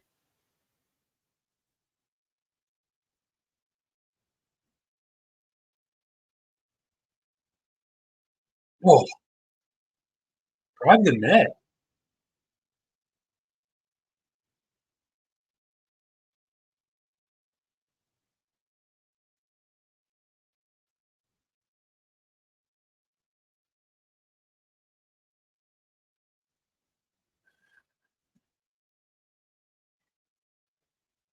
Oh, what these breakouts, man, I'm telling you, these neutral zone passes just aren't happening. You're not generating any speed into the zone. First pass is always, like, without pressure or always with pressure, so it's never clean. Oh my god, it's just, like, so much work goes into, like, every zone entry when it was just felt like it was coming so easy for the team at the beginning of the year. I think that's why you get so frustrated because you're like, "Man, like, why is everything coming so hard for this team right now?" If I agree, like, man, my hair is getting gray here by the second.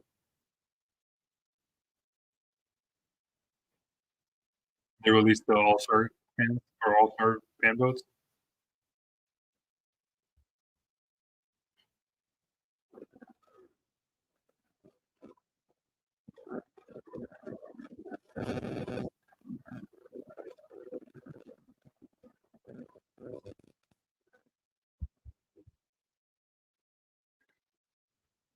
Fights for every entry, yep.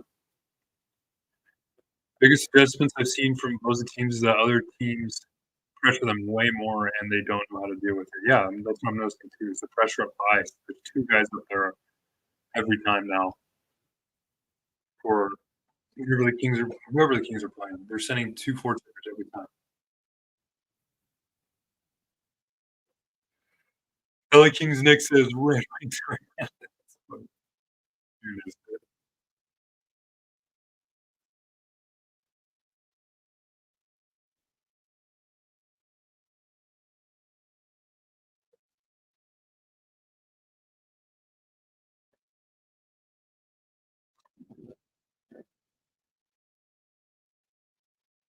Please get one before the period's over.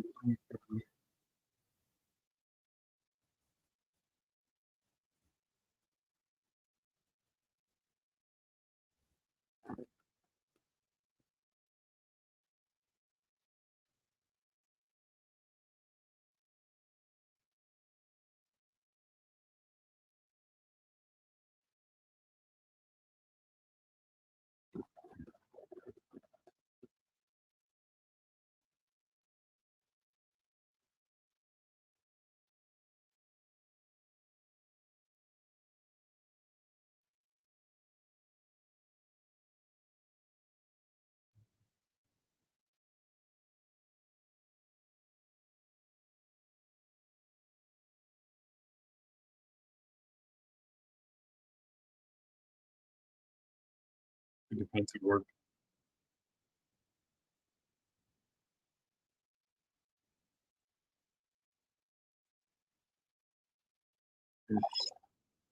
Let's say that.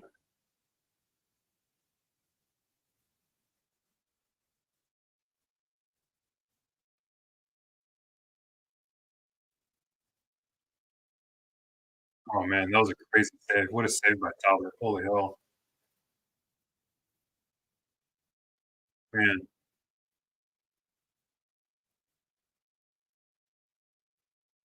huge save.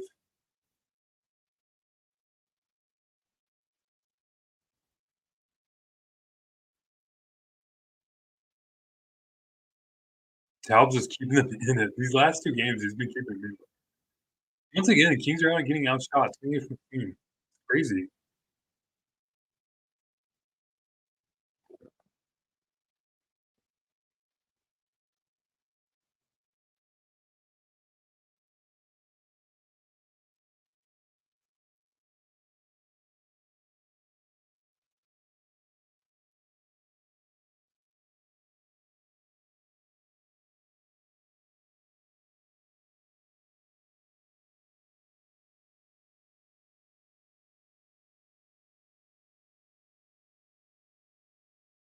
Ooh.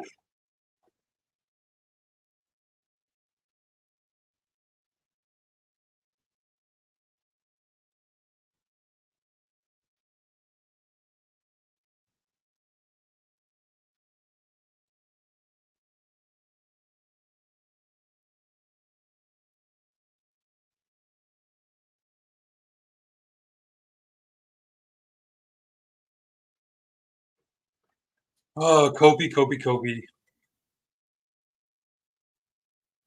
Streaking down the left side, open ice, and feeds Kempe across the way. I get it, he's a shooter, but damn. Take that down low more.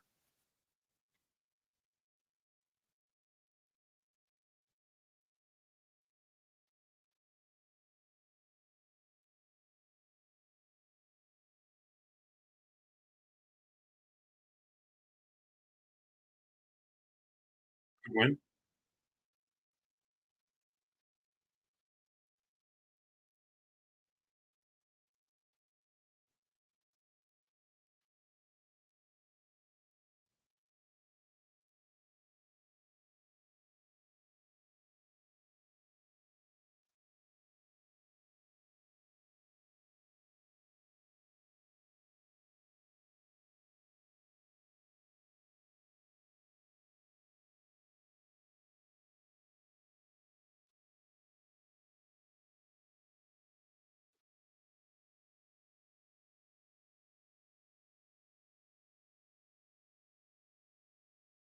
Oh my god, why we have Jared Anderson going in this lineup, I have no idea.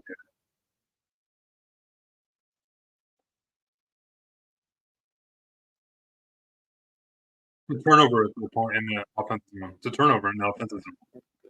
And you get beat up ice like that?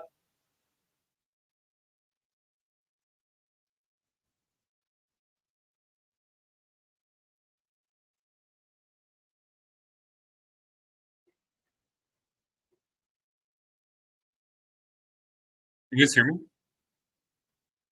I'm gonna go so my mic will go off.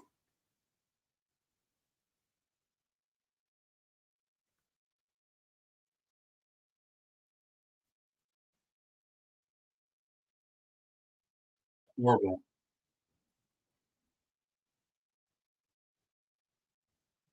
And this team out of it.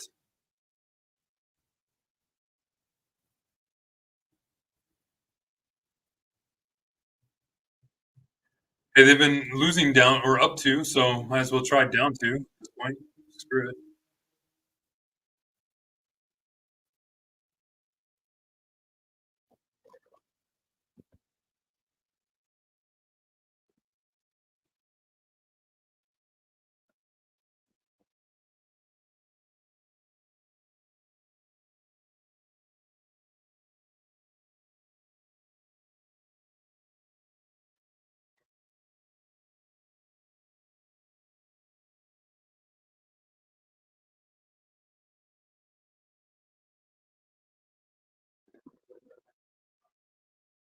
Well,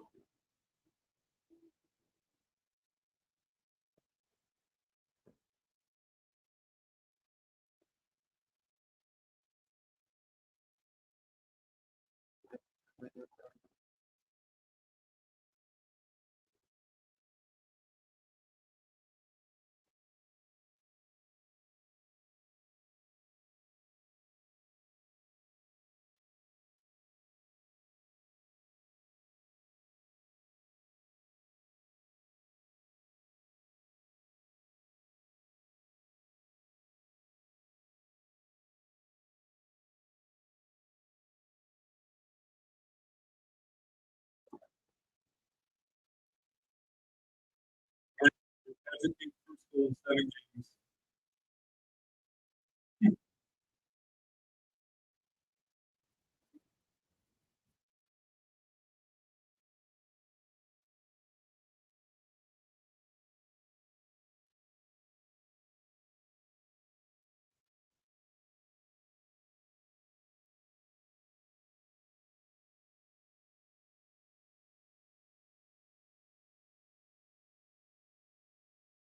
Oh, it's in. Let's go. Good job, Trevor. Yes, it's a goal. It was loose as hell. I had no idea where that puck was.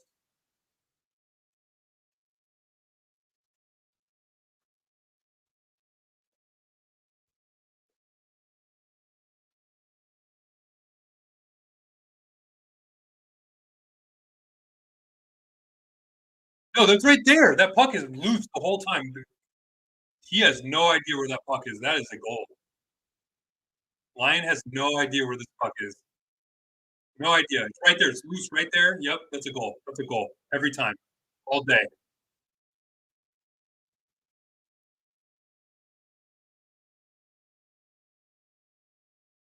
Lion is his reach. Yep. Whatever has it covered. Yep. Good goal. Is that a good goal? I hope they challenge it, because if they challenge it and they lose it, the Kings get a penalty or a power play.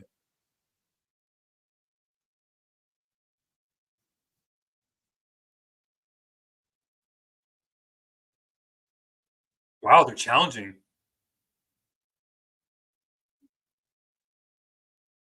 Huge call right here. Huge. Obviously, the goal, but man, if the Kings get this in a power play, there's no way they can overturn this. How did they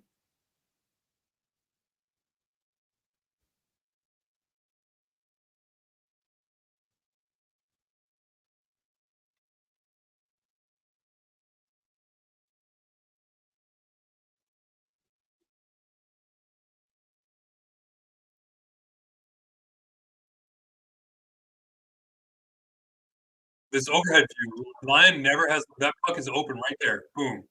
And then it's in. Never had it. There's no way they can overturn this. How are you gonna overturn this? Call on the ice. Sider's almost interfering with him more than anybody else. Sider's stick is the one that's causing him to go into the net. Look at the stick. Look at where Sider's stick is when you can see it. It's behind his back, and when he uses it almost as a fulcrum when he picks it up, and that's what causes Lion to get stroked back into the net. There's no way they can overturn this.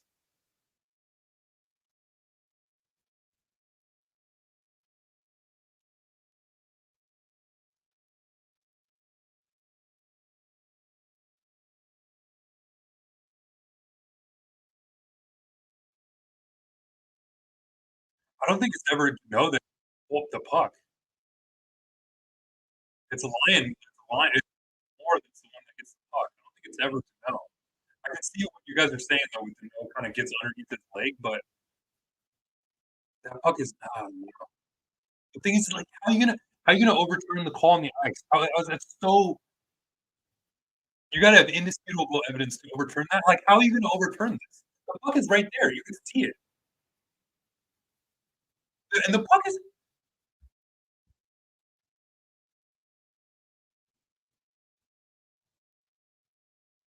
there's no way. When it's this close, you can't overturn it. There's no way you can overturn it when it's that close.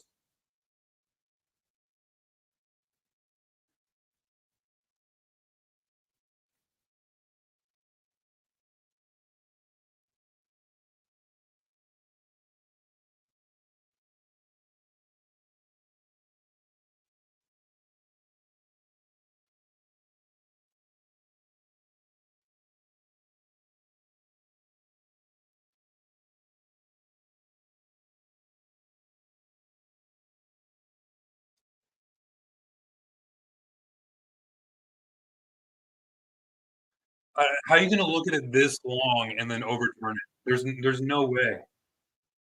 There's no way this is gonna take this long and overturn it. How can you look? You're searching for too much at that point.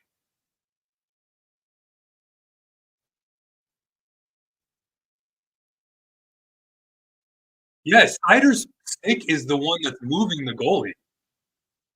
Look at Snyder's stick.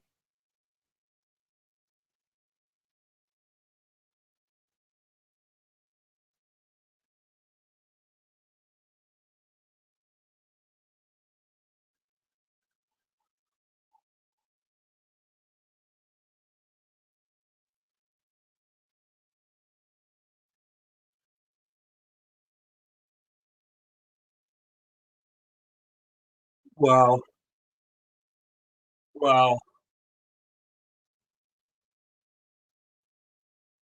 You said Mikey's stick is the one that caused him to knock him off? That's such BS.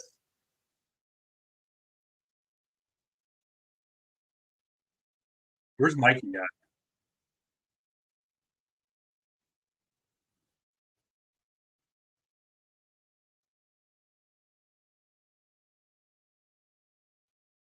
That's so crazy. Oh, he's talking about Mikey's stick. Okay, I can kind of see that a little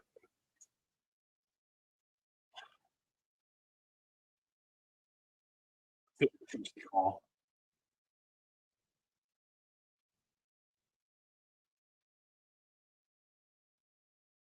Crazy.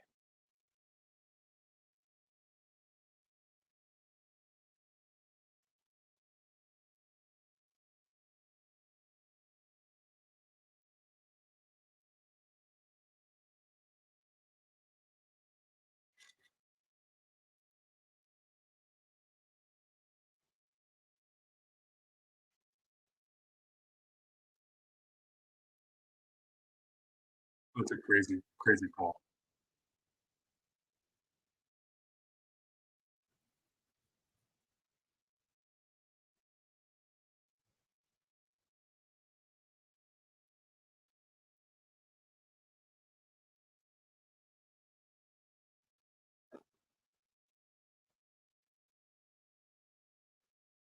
Can't believe that worked. No, that's okay.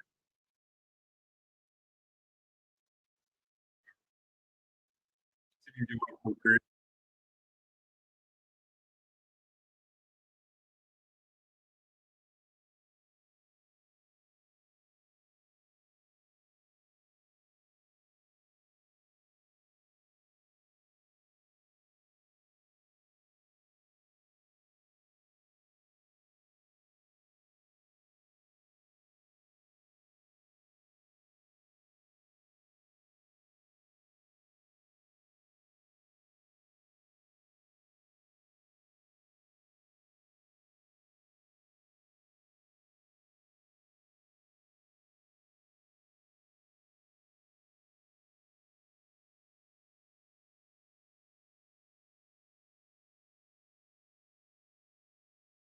ah,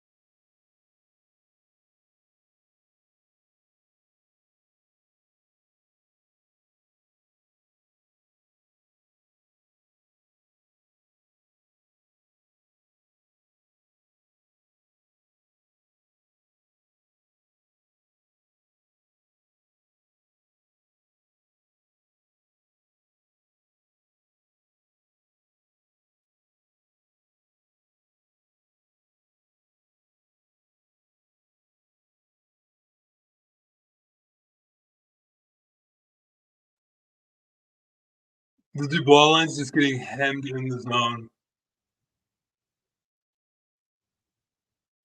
No pressure. I mean, this is kind of a fluke goal. Oh my god.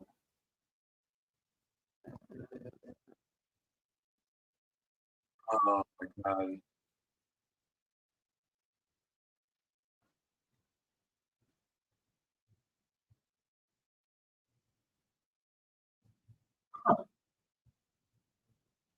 Get Riddich in there.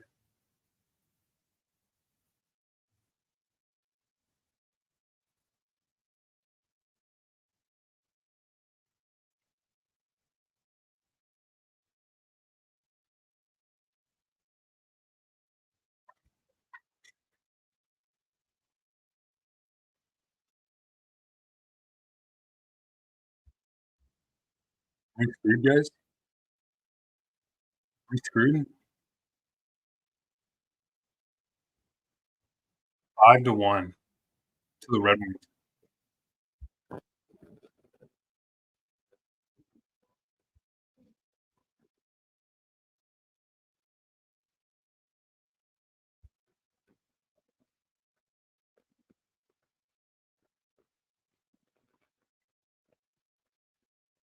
Oh boy, we are in trouble.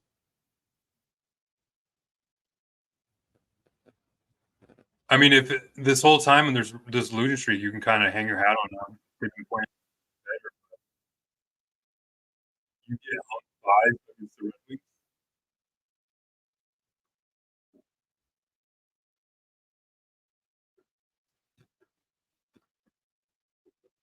You get hung 5 against the Red Wings, 4 in the second period.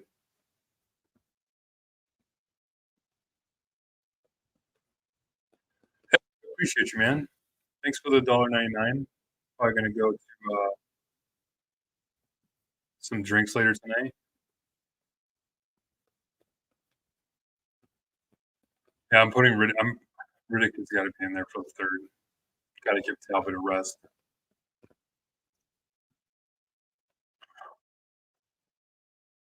5-1.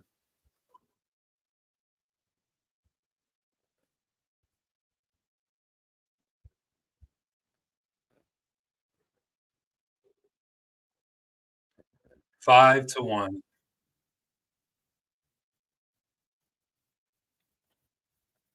I'm gonna look at something if it try to confirm what I've been watching.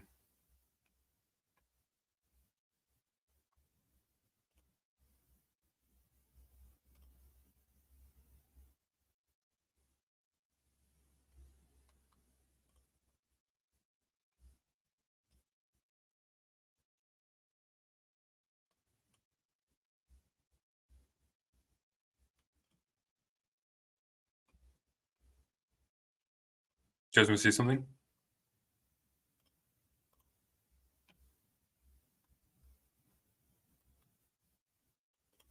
Jerison Dolan has an 8.48 expected goal for percentage.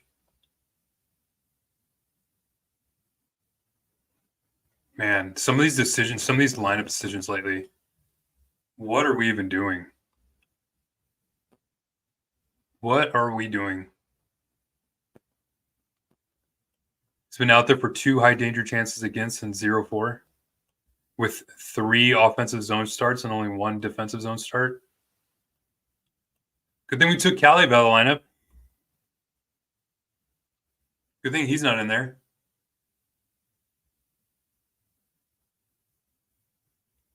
In 7 minutes. He has more minutes than Dubois. Huh. Garrison Dolan has more 5-on-5 time or almost the same amount as Adrian Kempe. Kempe has 20 more seconds, 23 more seconds of 5-on-5 time than Anderson Dolan. Man, I'm lost for words.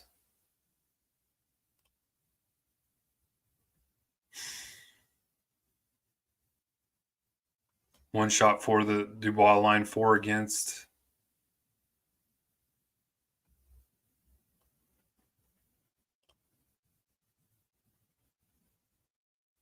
Damn. Hmm.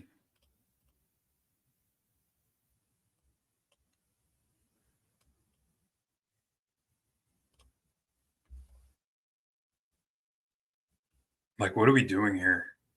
Look at this. See how that's like just white? There's white right here. Look at this. Red. Completely red around your own net. White. Nothing going on in front of the Detroit net. Nothing. No 5-on-5 chances. It's only going to come. Look, this is the one chance right here is on the power play. That one shot. Look at all the 5-on-5 chances. Point shots above the, like right high above the dot, above the circle. Behind, nothing in front.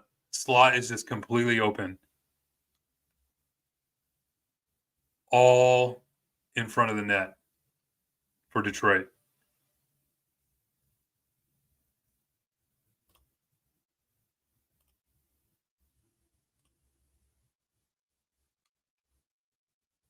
Man.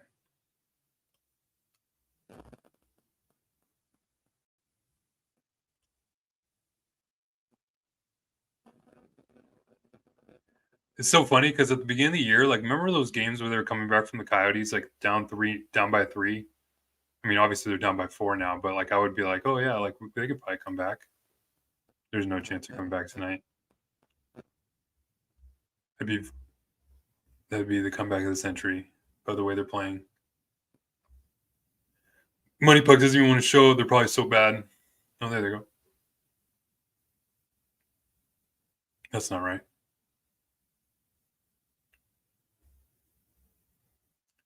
.9 expected goals 5-on-5. At 5-on-5, yeah, 0.9. Ooh. Really making those great adjustments there.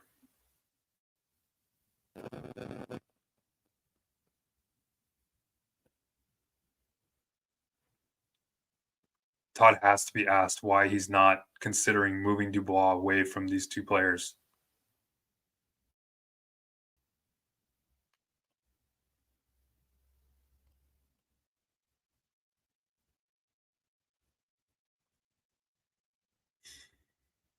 It's gross. It's like, it's the thing that's so frustrating is it's like, why, like, we're not even surprised, right? We're not surprised by who's at the bottom of this list. We're not surprised by how this line is doing. I'm not surprised. We all expected Dubois, like what you thought Dubois, Jared Anderson, Dolan, and Laferriere are going to come in and just light the world on fire on the road. Detroit is matching up Kane and Larkin against them every chance they get.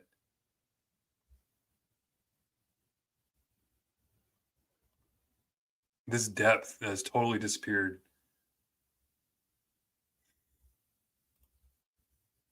Totally disappeared.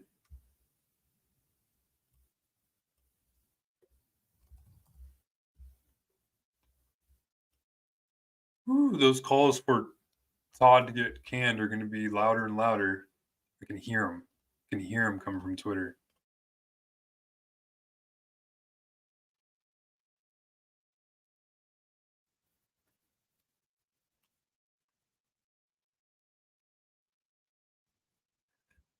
Gandon Kings, thanks for the $9.99 super chat. Appreciate you, buddy.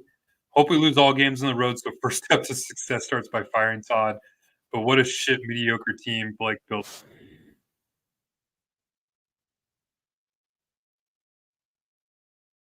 Man, I don't blame your frustration, man. I don't blame you at all. You are not alone. You are not alone. This is unacceptable. Lose tonight, Oilers win. Kings are 1 point ahead of Edmonton, and they fired their coach.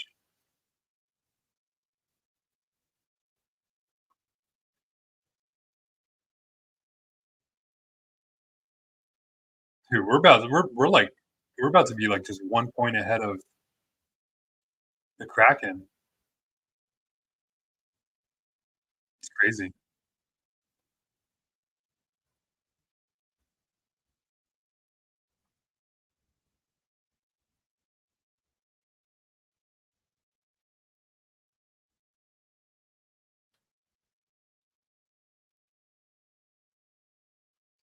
This team needs a wake-up call, Renee says, like that happened in 2012.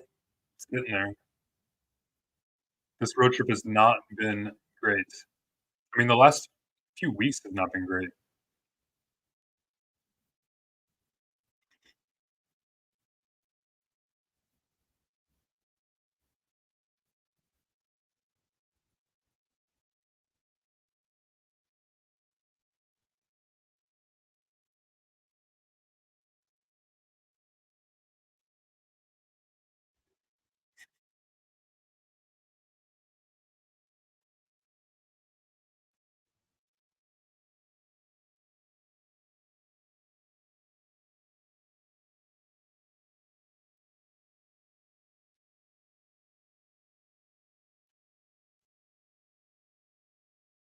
And some of these numbers I'm seeing, man.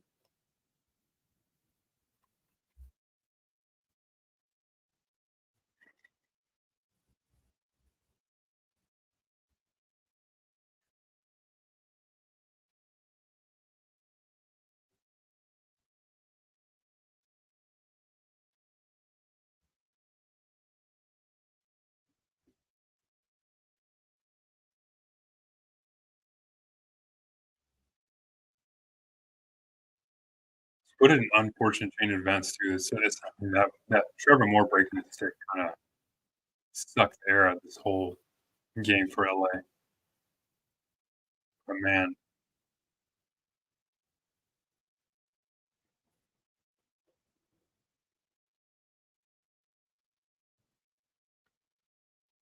but then we took Jordan Spence and Cali out of the lineup. They were the problem.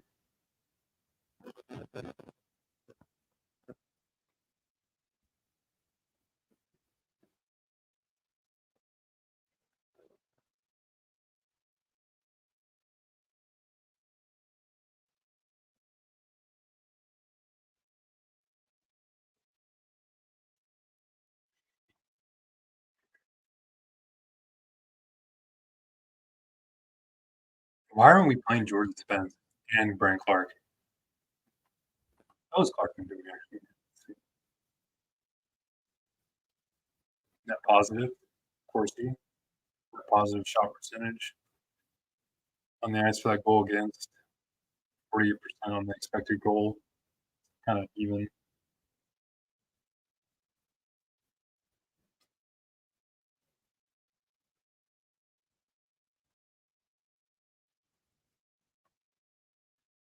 They started, hold on, let me show you this. They started Jerry Anderson Dolan 6 times. This is him on top, by the way. Anderson Dolan's been started. He's right at the top. I'm gonna show you. He's had 6 offensive zone faceoffs, 1 defensive zone faceoff, and he's the worst on the team in expected goals at 7%. This team is hurting for another winger on the third line. They need Arts and Guts back so bad, but I'm not sure that's going to help.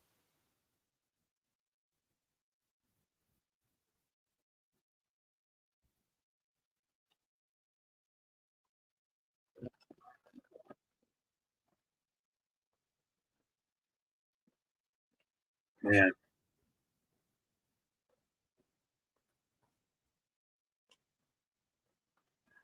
the Dubois lines had 1 shot on goal in 6 minutes, 54 seconds, almost 7 minutes, and they've had 7 against.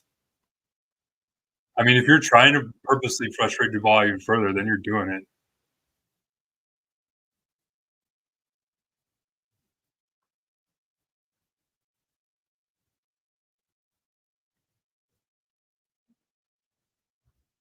Can't have any excuses for this one.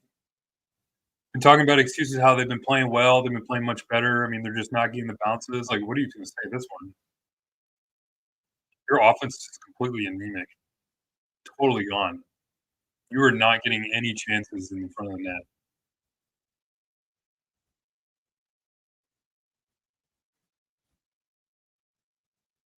Uh,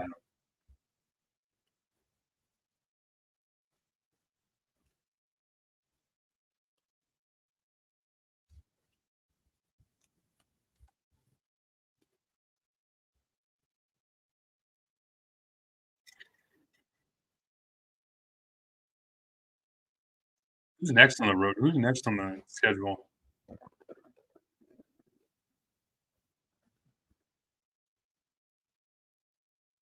In Carolina. Oh, that should be fun. I'm sure that won't be a loss. The Kings bad?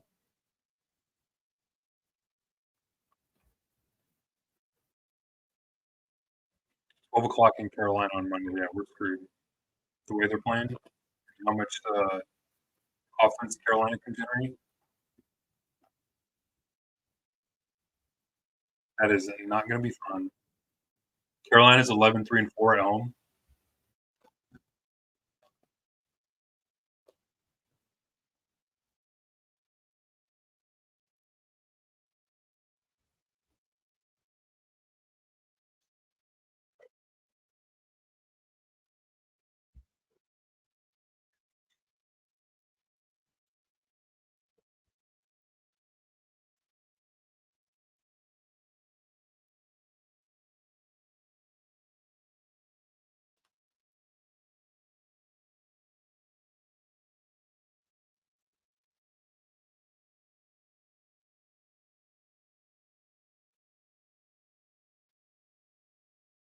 Five goals to the Red Wings. I am shell shocked. I'm kind of lost for words about how bad this turnaround right now. I don't know. Like it's like you would expect something to change. You would expect at least drastic lineup changes. I get it, they tried it once, but then they just went right back to what they had before. And now we're just kind of stuck to where they were at before they made those changes. This kind of feels like that Maple Leafs game, right? Where they lost 3-0. They couldn't generate any offense. And I feel like we're still at that point where we're seeing that same team on the ice now. And McClellan, like, pretty much already tried to make a change, but instead of kind of sticking with that change and maybe trying to see it out and see if that maybe would propel offense to kinda click a little bit, it's kinda, well, now what do? You go back to those changes? You're taking out Jordan Spence, your best. Oh, man, I don't know.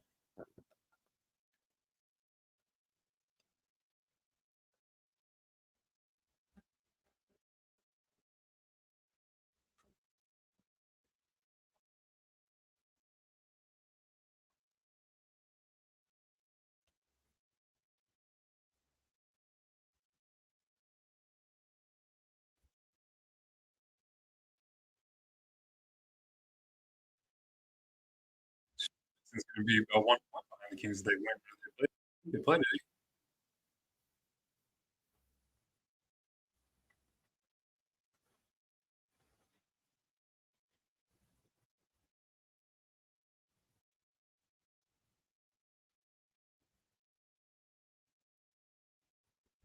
I wasn't even looking at Mikey's stick when they were doing the replay. Good job there.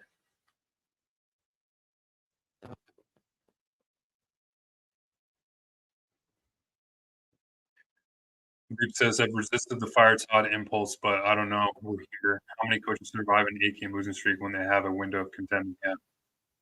Not many. I've been down that boat too, and thing is like I'm not calling for Todd to get fired, but if it happened, I wouldn't be surprised. And I don't blame the people for calling for it.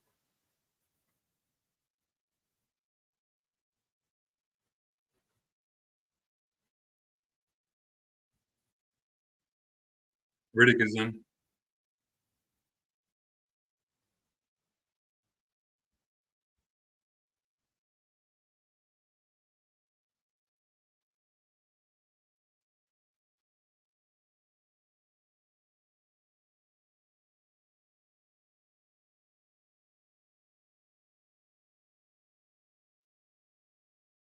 Another chance from the middle.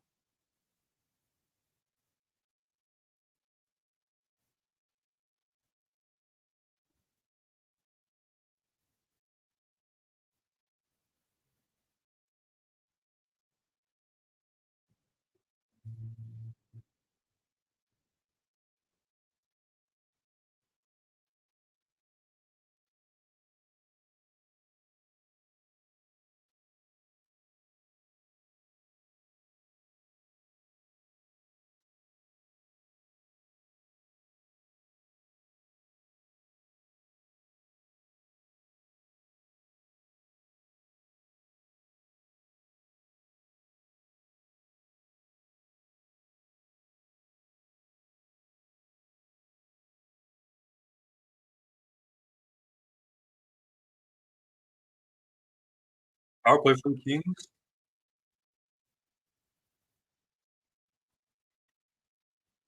And appreciate it, man. Thanks for the super chat. Scares me that Blake is friends with Todd Canny. Oh man, there's a lot of friends in management. People that know that. A lot of friends.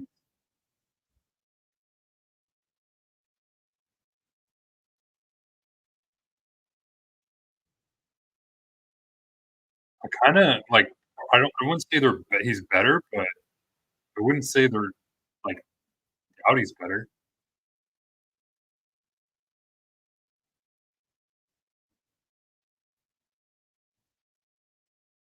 I'm really bad at these gamers. You guys need to keep me on board with these.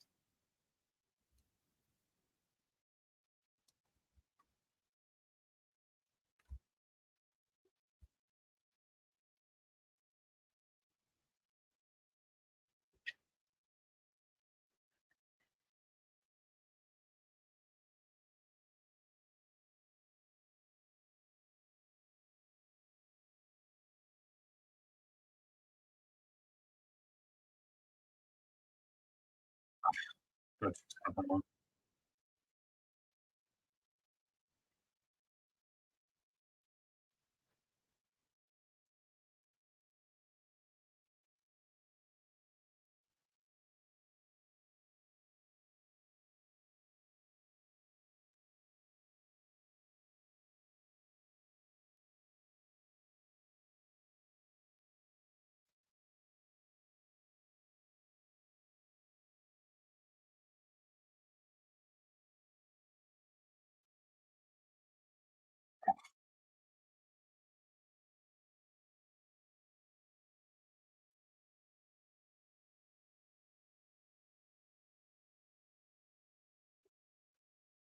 the first minute's on there for a minute 30. I get it that I was on time, but man, it's a waste now for the second unit. Frank Clark, no power play time.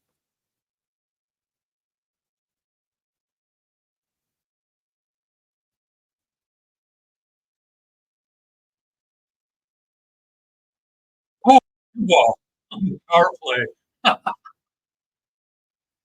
Oh my god, what the hell? Right? Is everyone just laughing? Is everyone just like cracking up? Look at Pierre Dubois getting some good playing time with some players. Brian Clark, nice little pass over to Moore, gets the entry. That was a nice pass by LaFerrier, though. Nice little setup for Laffy.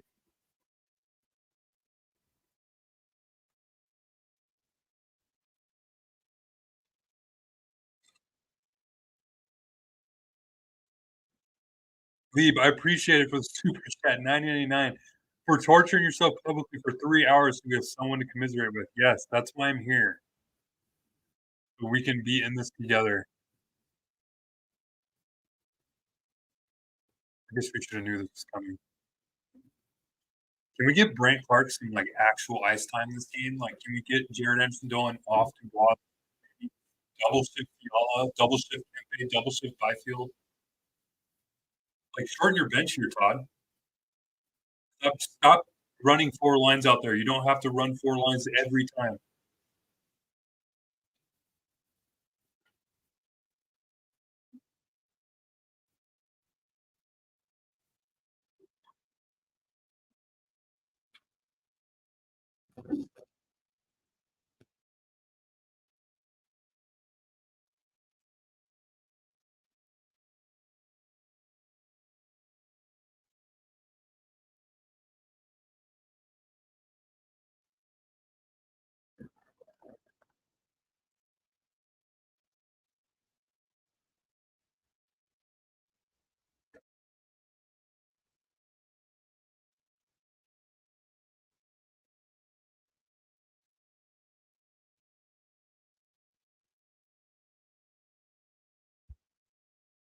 King's Rules, $10. I appreciate it, buddy. I'll buy you a drink. Yeah, that will go to a drink tonight if the score doesn't change quite quickly here. But thanks, man. I appreciate it. I need to change my score. It's 5-2 now. And you guys.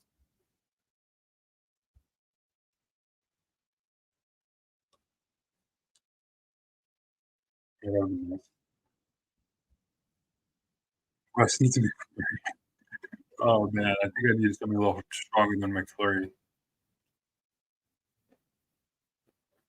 53 people in here. I appreciate everybody that's in here again.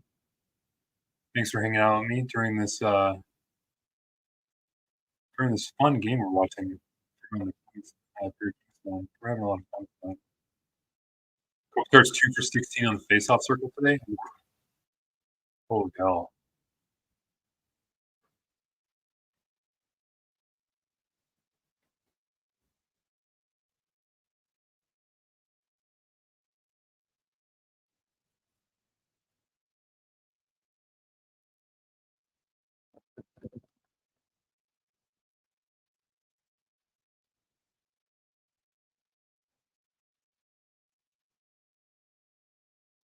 Ooh, another one on Red Wings. All right.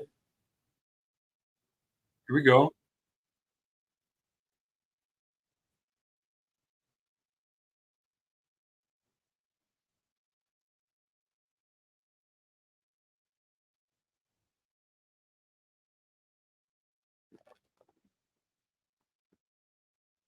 Come on, boys. Get another one here. That's right, CJ. Everyone's still here. 10 fans. Make another one here. Make it interesting.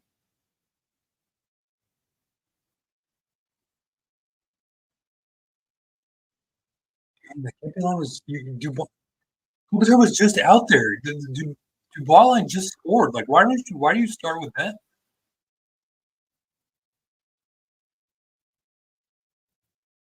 Kopitar was just on the ice.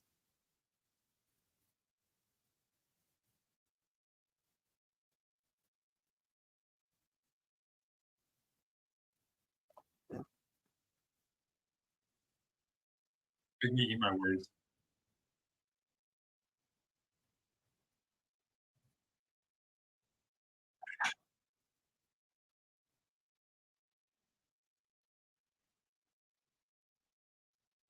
Ah, Kev. No.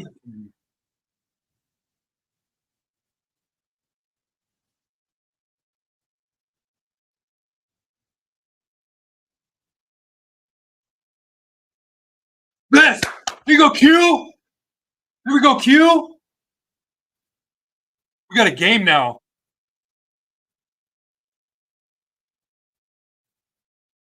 Wow, 3 of 3 on the. What is going on? There you go, Q. Tell them boys, let's keep it up. Keep it up. Of course, they scored 3 goals when they're freaking down by 4.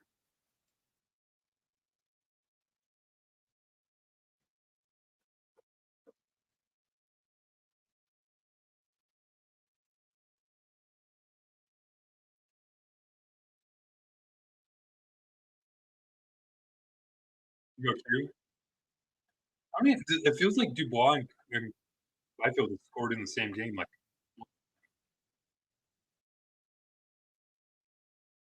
yeah, the dump, Chris, that was a great look because that little cross ice dump in the corner was perfect. He made up for that bad pass. Definitely made up for that bad pass.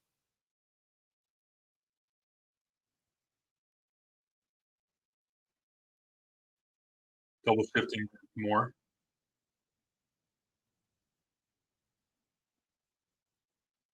Oh no, they have Lewis on Fial's spot.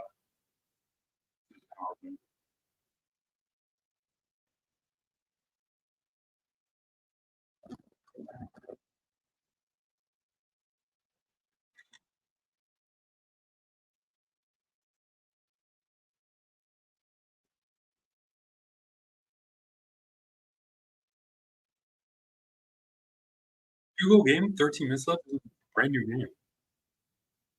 We've seen 2-goal leads all the time. Oh, oh, man, Lyon played that really well, actually. Lyon played that really well. I wonder if Dubois could have shot that right away. Because I mean, you look at Lyon where he was playing that shot. So it was like almost in his net.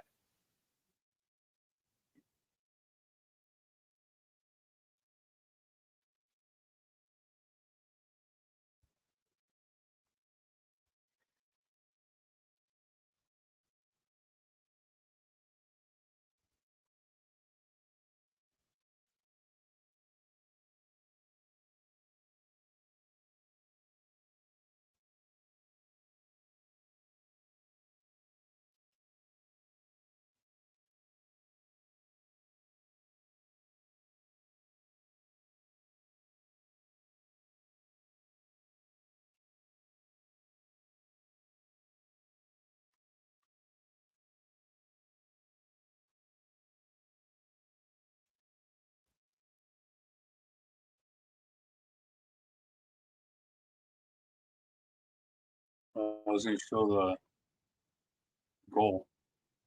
I'm trying to find the replay of the goal. That's right. That cross-side stump, though, yeah, I'm glad that Chris mentioned that because that cross-side stump by Kopitar and get back in the zone was perfect. Why is the Kings power play so good on the road? I have no idea, Lee. I wish I had an idea, or I wish I had a thought behind that. So weird.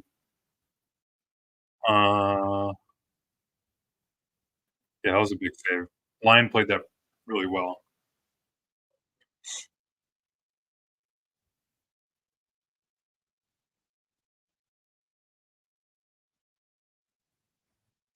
LA Kings Nick, I'm stuck watching the Red Wings feed, or I have it on mute and listening to Russ's delayed reactions. All right, boys, we need one. Get at least another one and make it even more interesting. And then let's get 3 here. Why not? Let's be selfish. Let's get the win. Keep driving the net. Todd needs to get Harris going off to Ball's line.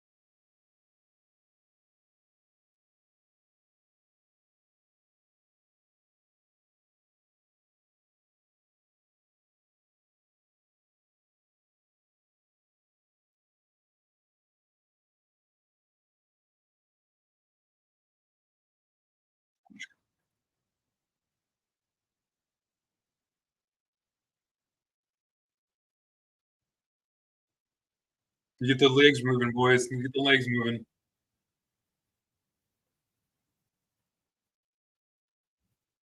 Yeah, they need to not run all 4 lines.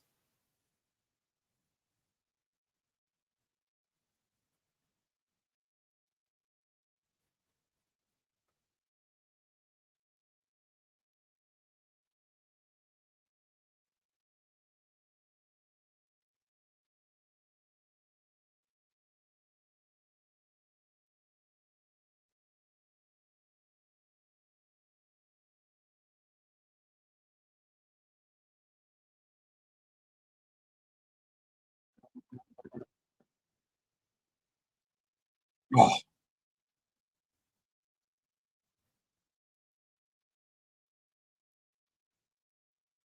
good Gavrikov. Getting there, getting there, getting the chances. All right, you had the Kopitar line, you had the Dono line. Let's see who goes with. Probably go with the Dubois line. I'm curious who has them. You know.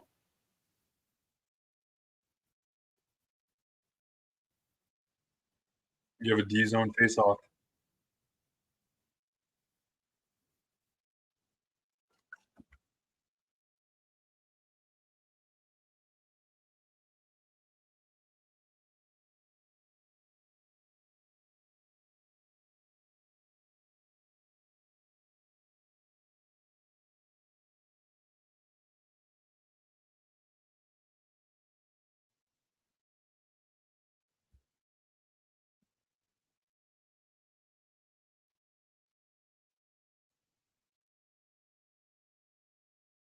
Still has Anderson going on the deep ball.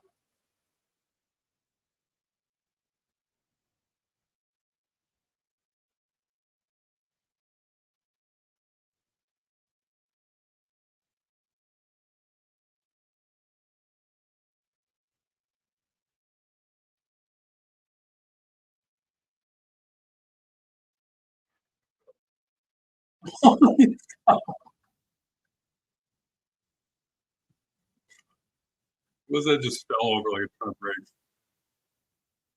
Wing.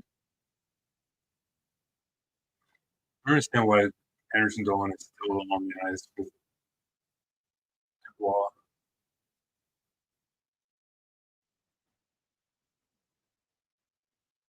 I like CXC. It's like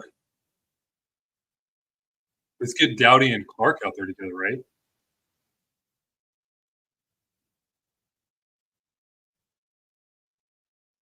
I bet we'll see that here probably soon. Maybe with like 8 minutes left after the next timeout.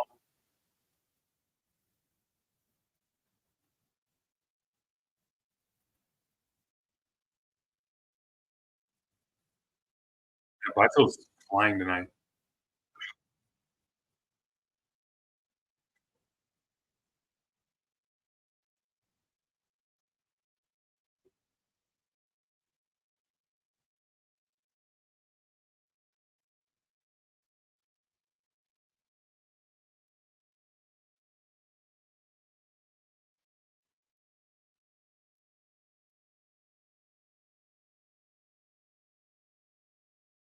That's what I'm saying. LA Kings, Nick. I want to get Doughty and Clark out there at the same time. Oh, here we go. Two. Oh, we almost got a Byfield Hattie. Damn, that would have been huge.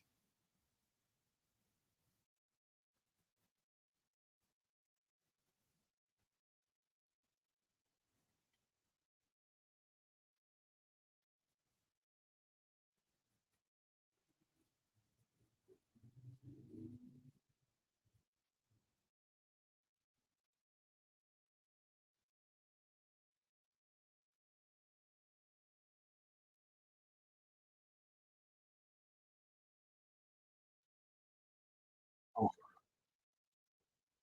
Give you timeout.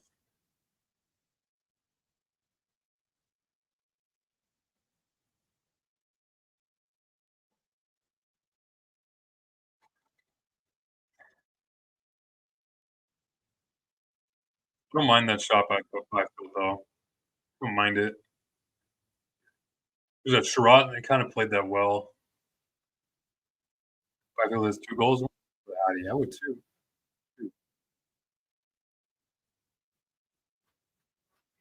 I think now we'll start to see this LA Kings Nick, Doughty and Clark out there. Todd says all I can offer is England and Doughty. Right.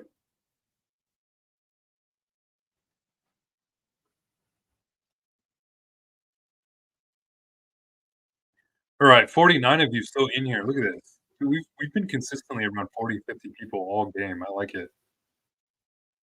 You guys are the best. Kings fans are the best. We're going through it right now, though.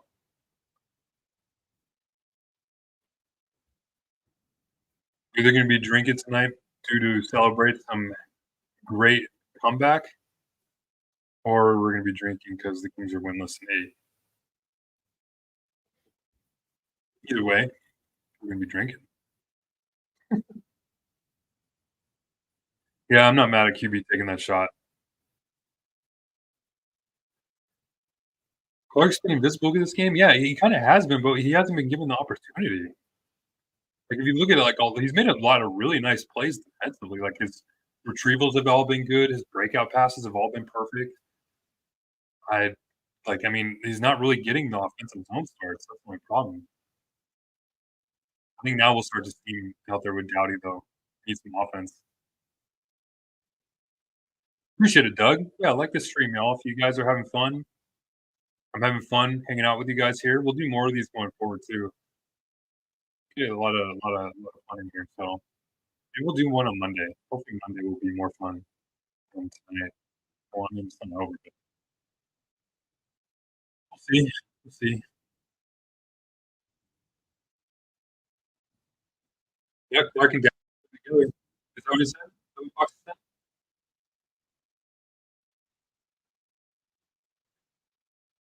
Tell him, Foxy, he's a rover. Oh, Gavrikov for Clark. I hate it.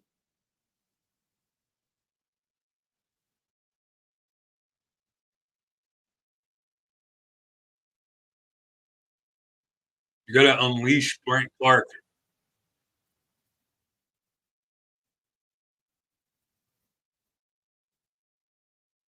Ooh, Gavrikov is on the fourth deck.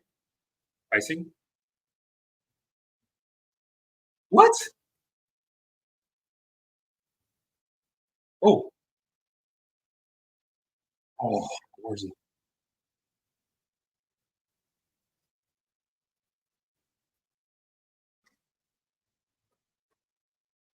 Oh no. The fact that Drew Anderson is still getting time in this game is just frustrating the hell out of me. I think it's going to be fine.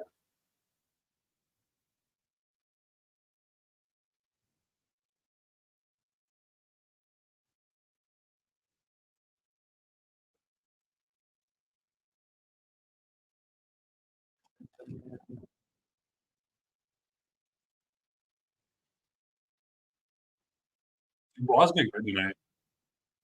I'm playing with crap units.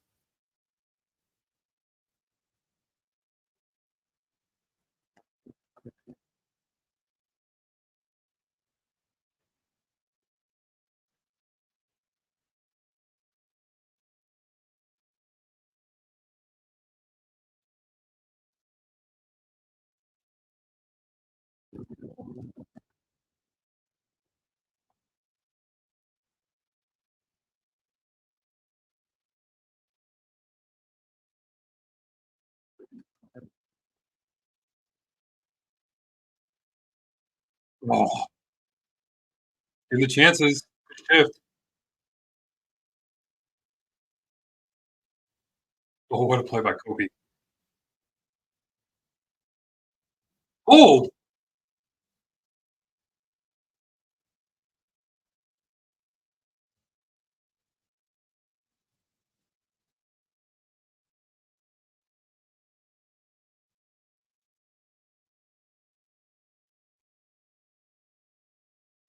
would be nice to have Jordan Spence in this situation. Go ahead, Phil.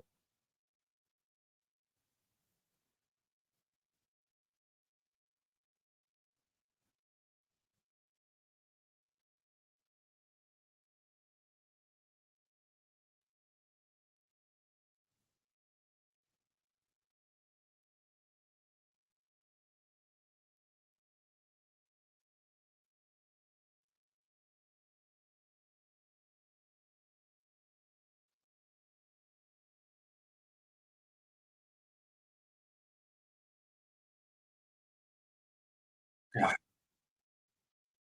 damn. Getting the pressure, we're just not getting any freaking chances. Go, Kev. I get it.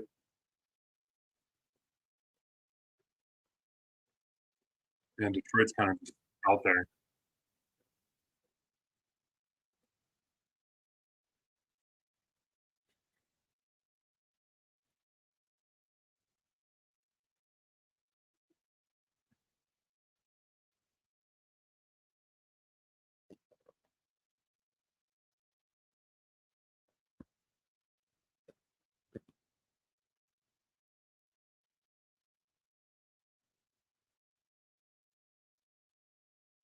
Absolutely wild that Jared Anderson is still getting ice time with 6 minutes left.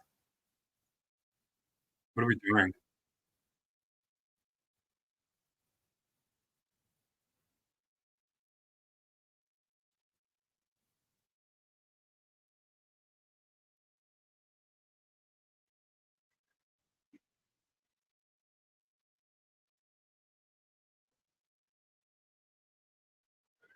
All right, 4:49 left.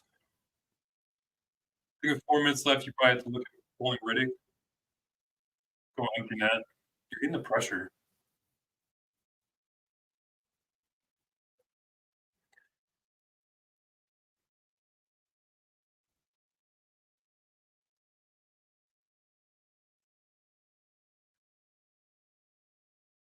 I would actually rather see Grunstrom instead of Anderson Dolan there.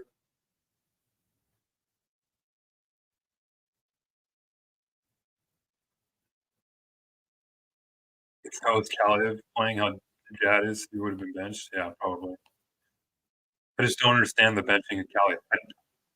Why is he not in the lineup tonight? Was there a spot in the game the other day where I thought he made a mistake or was bad? I thought he was pretty good.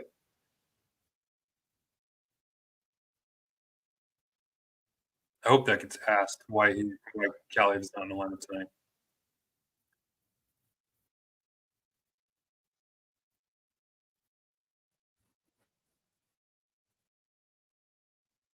It would be nice to have him on his shot right now, getting the opportunities. Home stretch. 4 minutes left. I'm at it for almost an hour, guys. Appreciate you guys hanging in here with me. Wish that second period went a different way.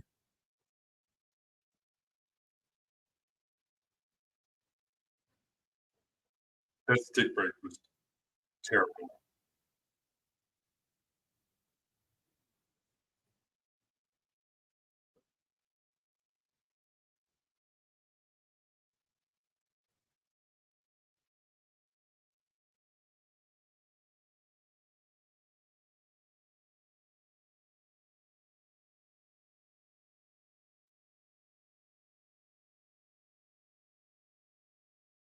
Clark out there again.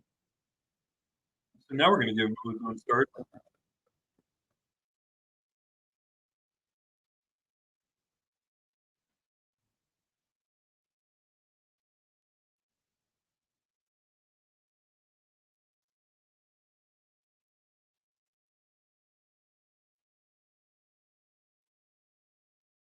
Clark and Dowdy out there at the same time.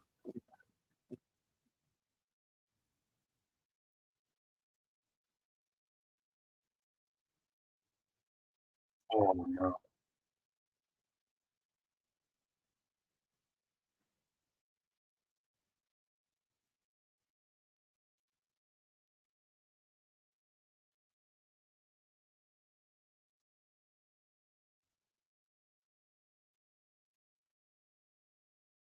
Playing a right shot on the same side as another right shot defenseman?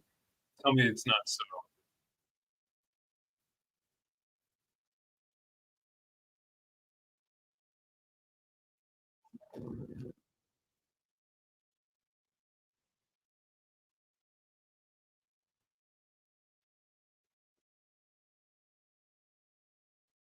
Anderson Dolan out there again.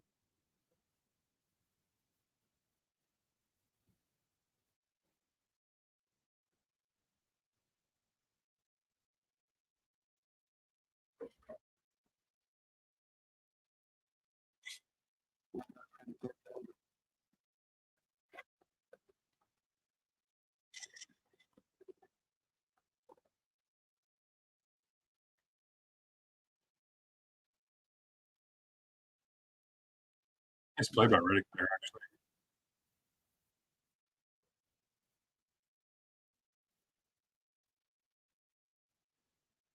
Goalie pulled. Empty net. Here we go. Clark out there.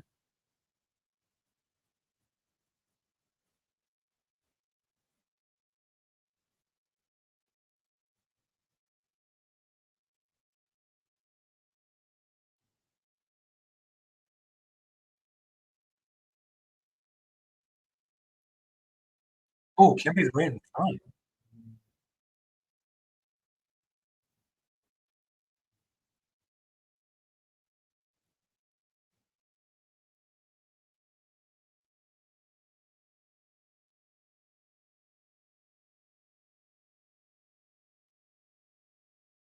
Whoa.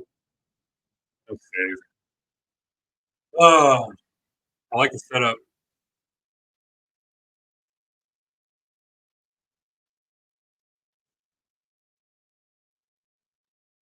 Dowdy and Clark out there together? It's kind of a forced situation, but I like it. I mean, it looks good. The results looking good.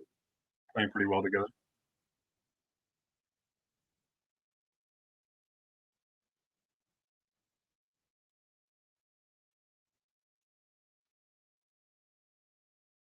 Kopitar hates this line team. Good win. Oh. Holy shit.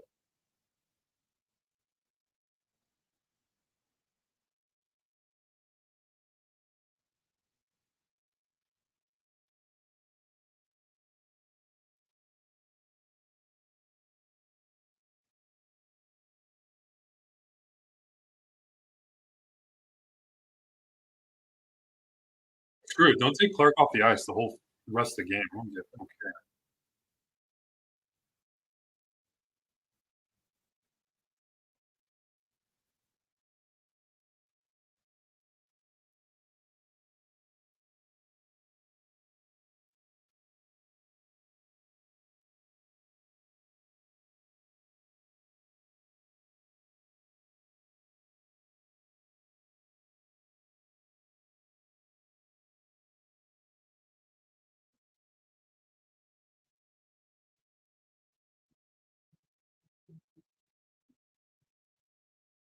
One 44 left. Oh. And Clark always has his head up every time he has the puck. Always looking up ice. You're safe.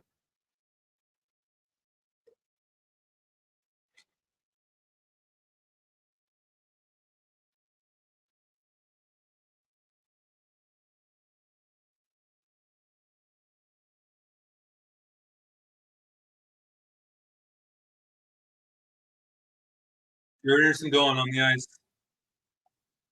Your left.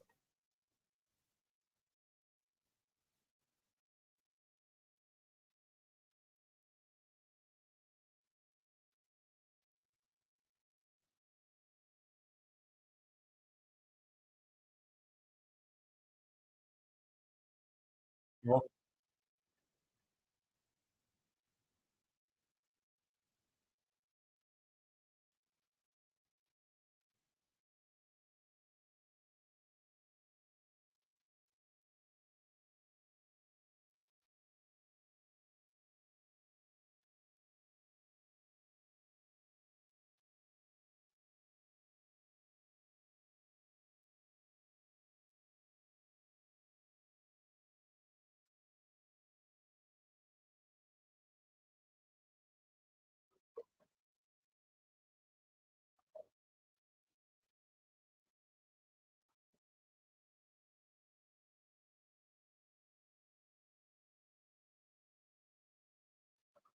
well, guys.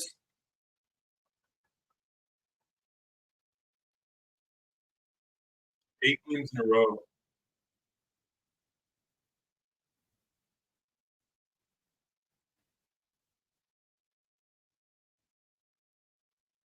Yeah, some of these lineup decisions just like totally killed some momentum for some of these players.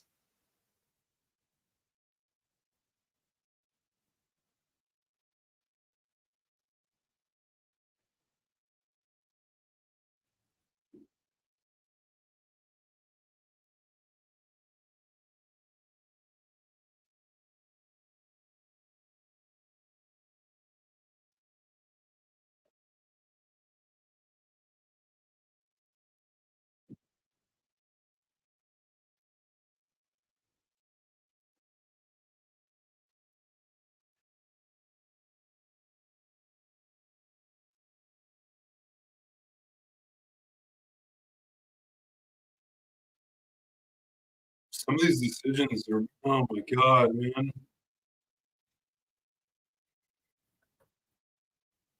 He's left himself no choice. You you don't want to make these decisions prior to a 6-game road trip. You can't. You have no practice time now to try other things, other lines. You've left yourself with no practice time. Especially like the reason to bring Clark on this road trip. I thought he was going to be playing every game.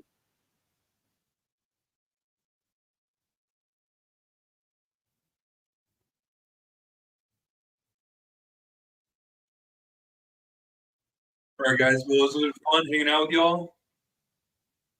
I'm gonna hop off here. I'm gonna get out of here. Let the drinking commence. I appreciate everybody in the chat. I appreciate all the super chats. Appreciate all the likes. You guys are awesome, like always. Man, 8-game losing streak. But I appreciate you guys once again for hanging out with us, or me, and all the chat. You guys are awesome. Whew. You guys have a good one.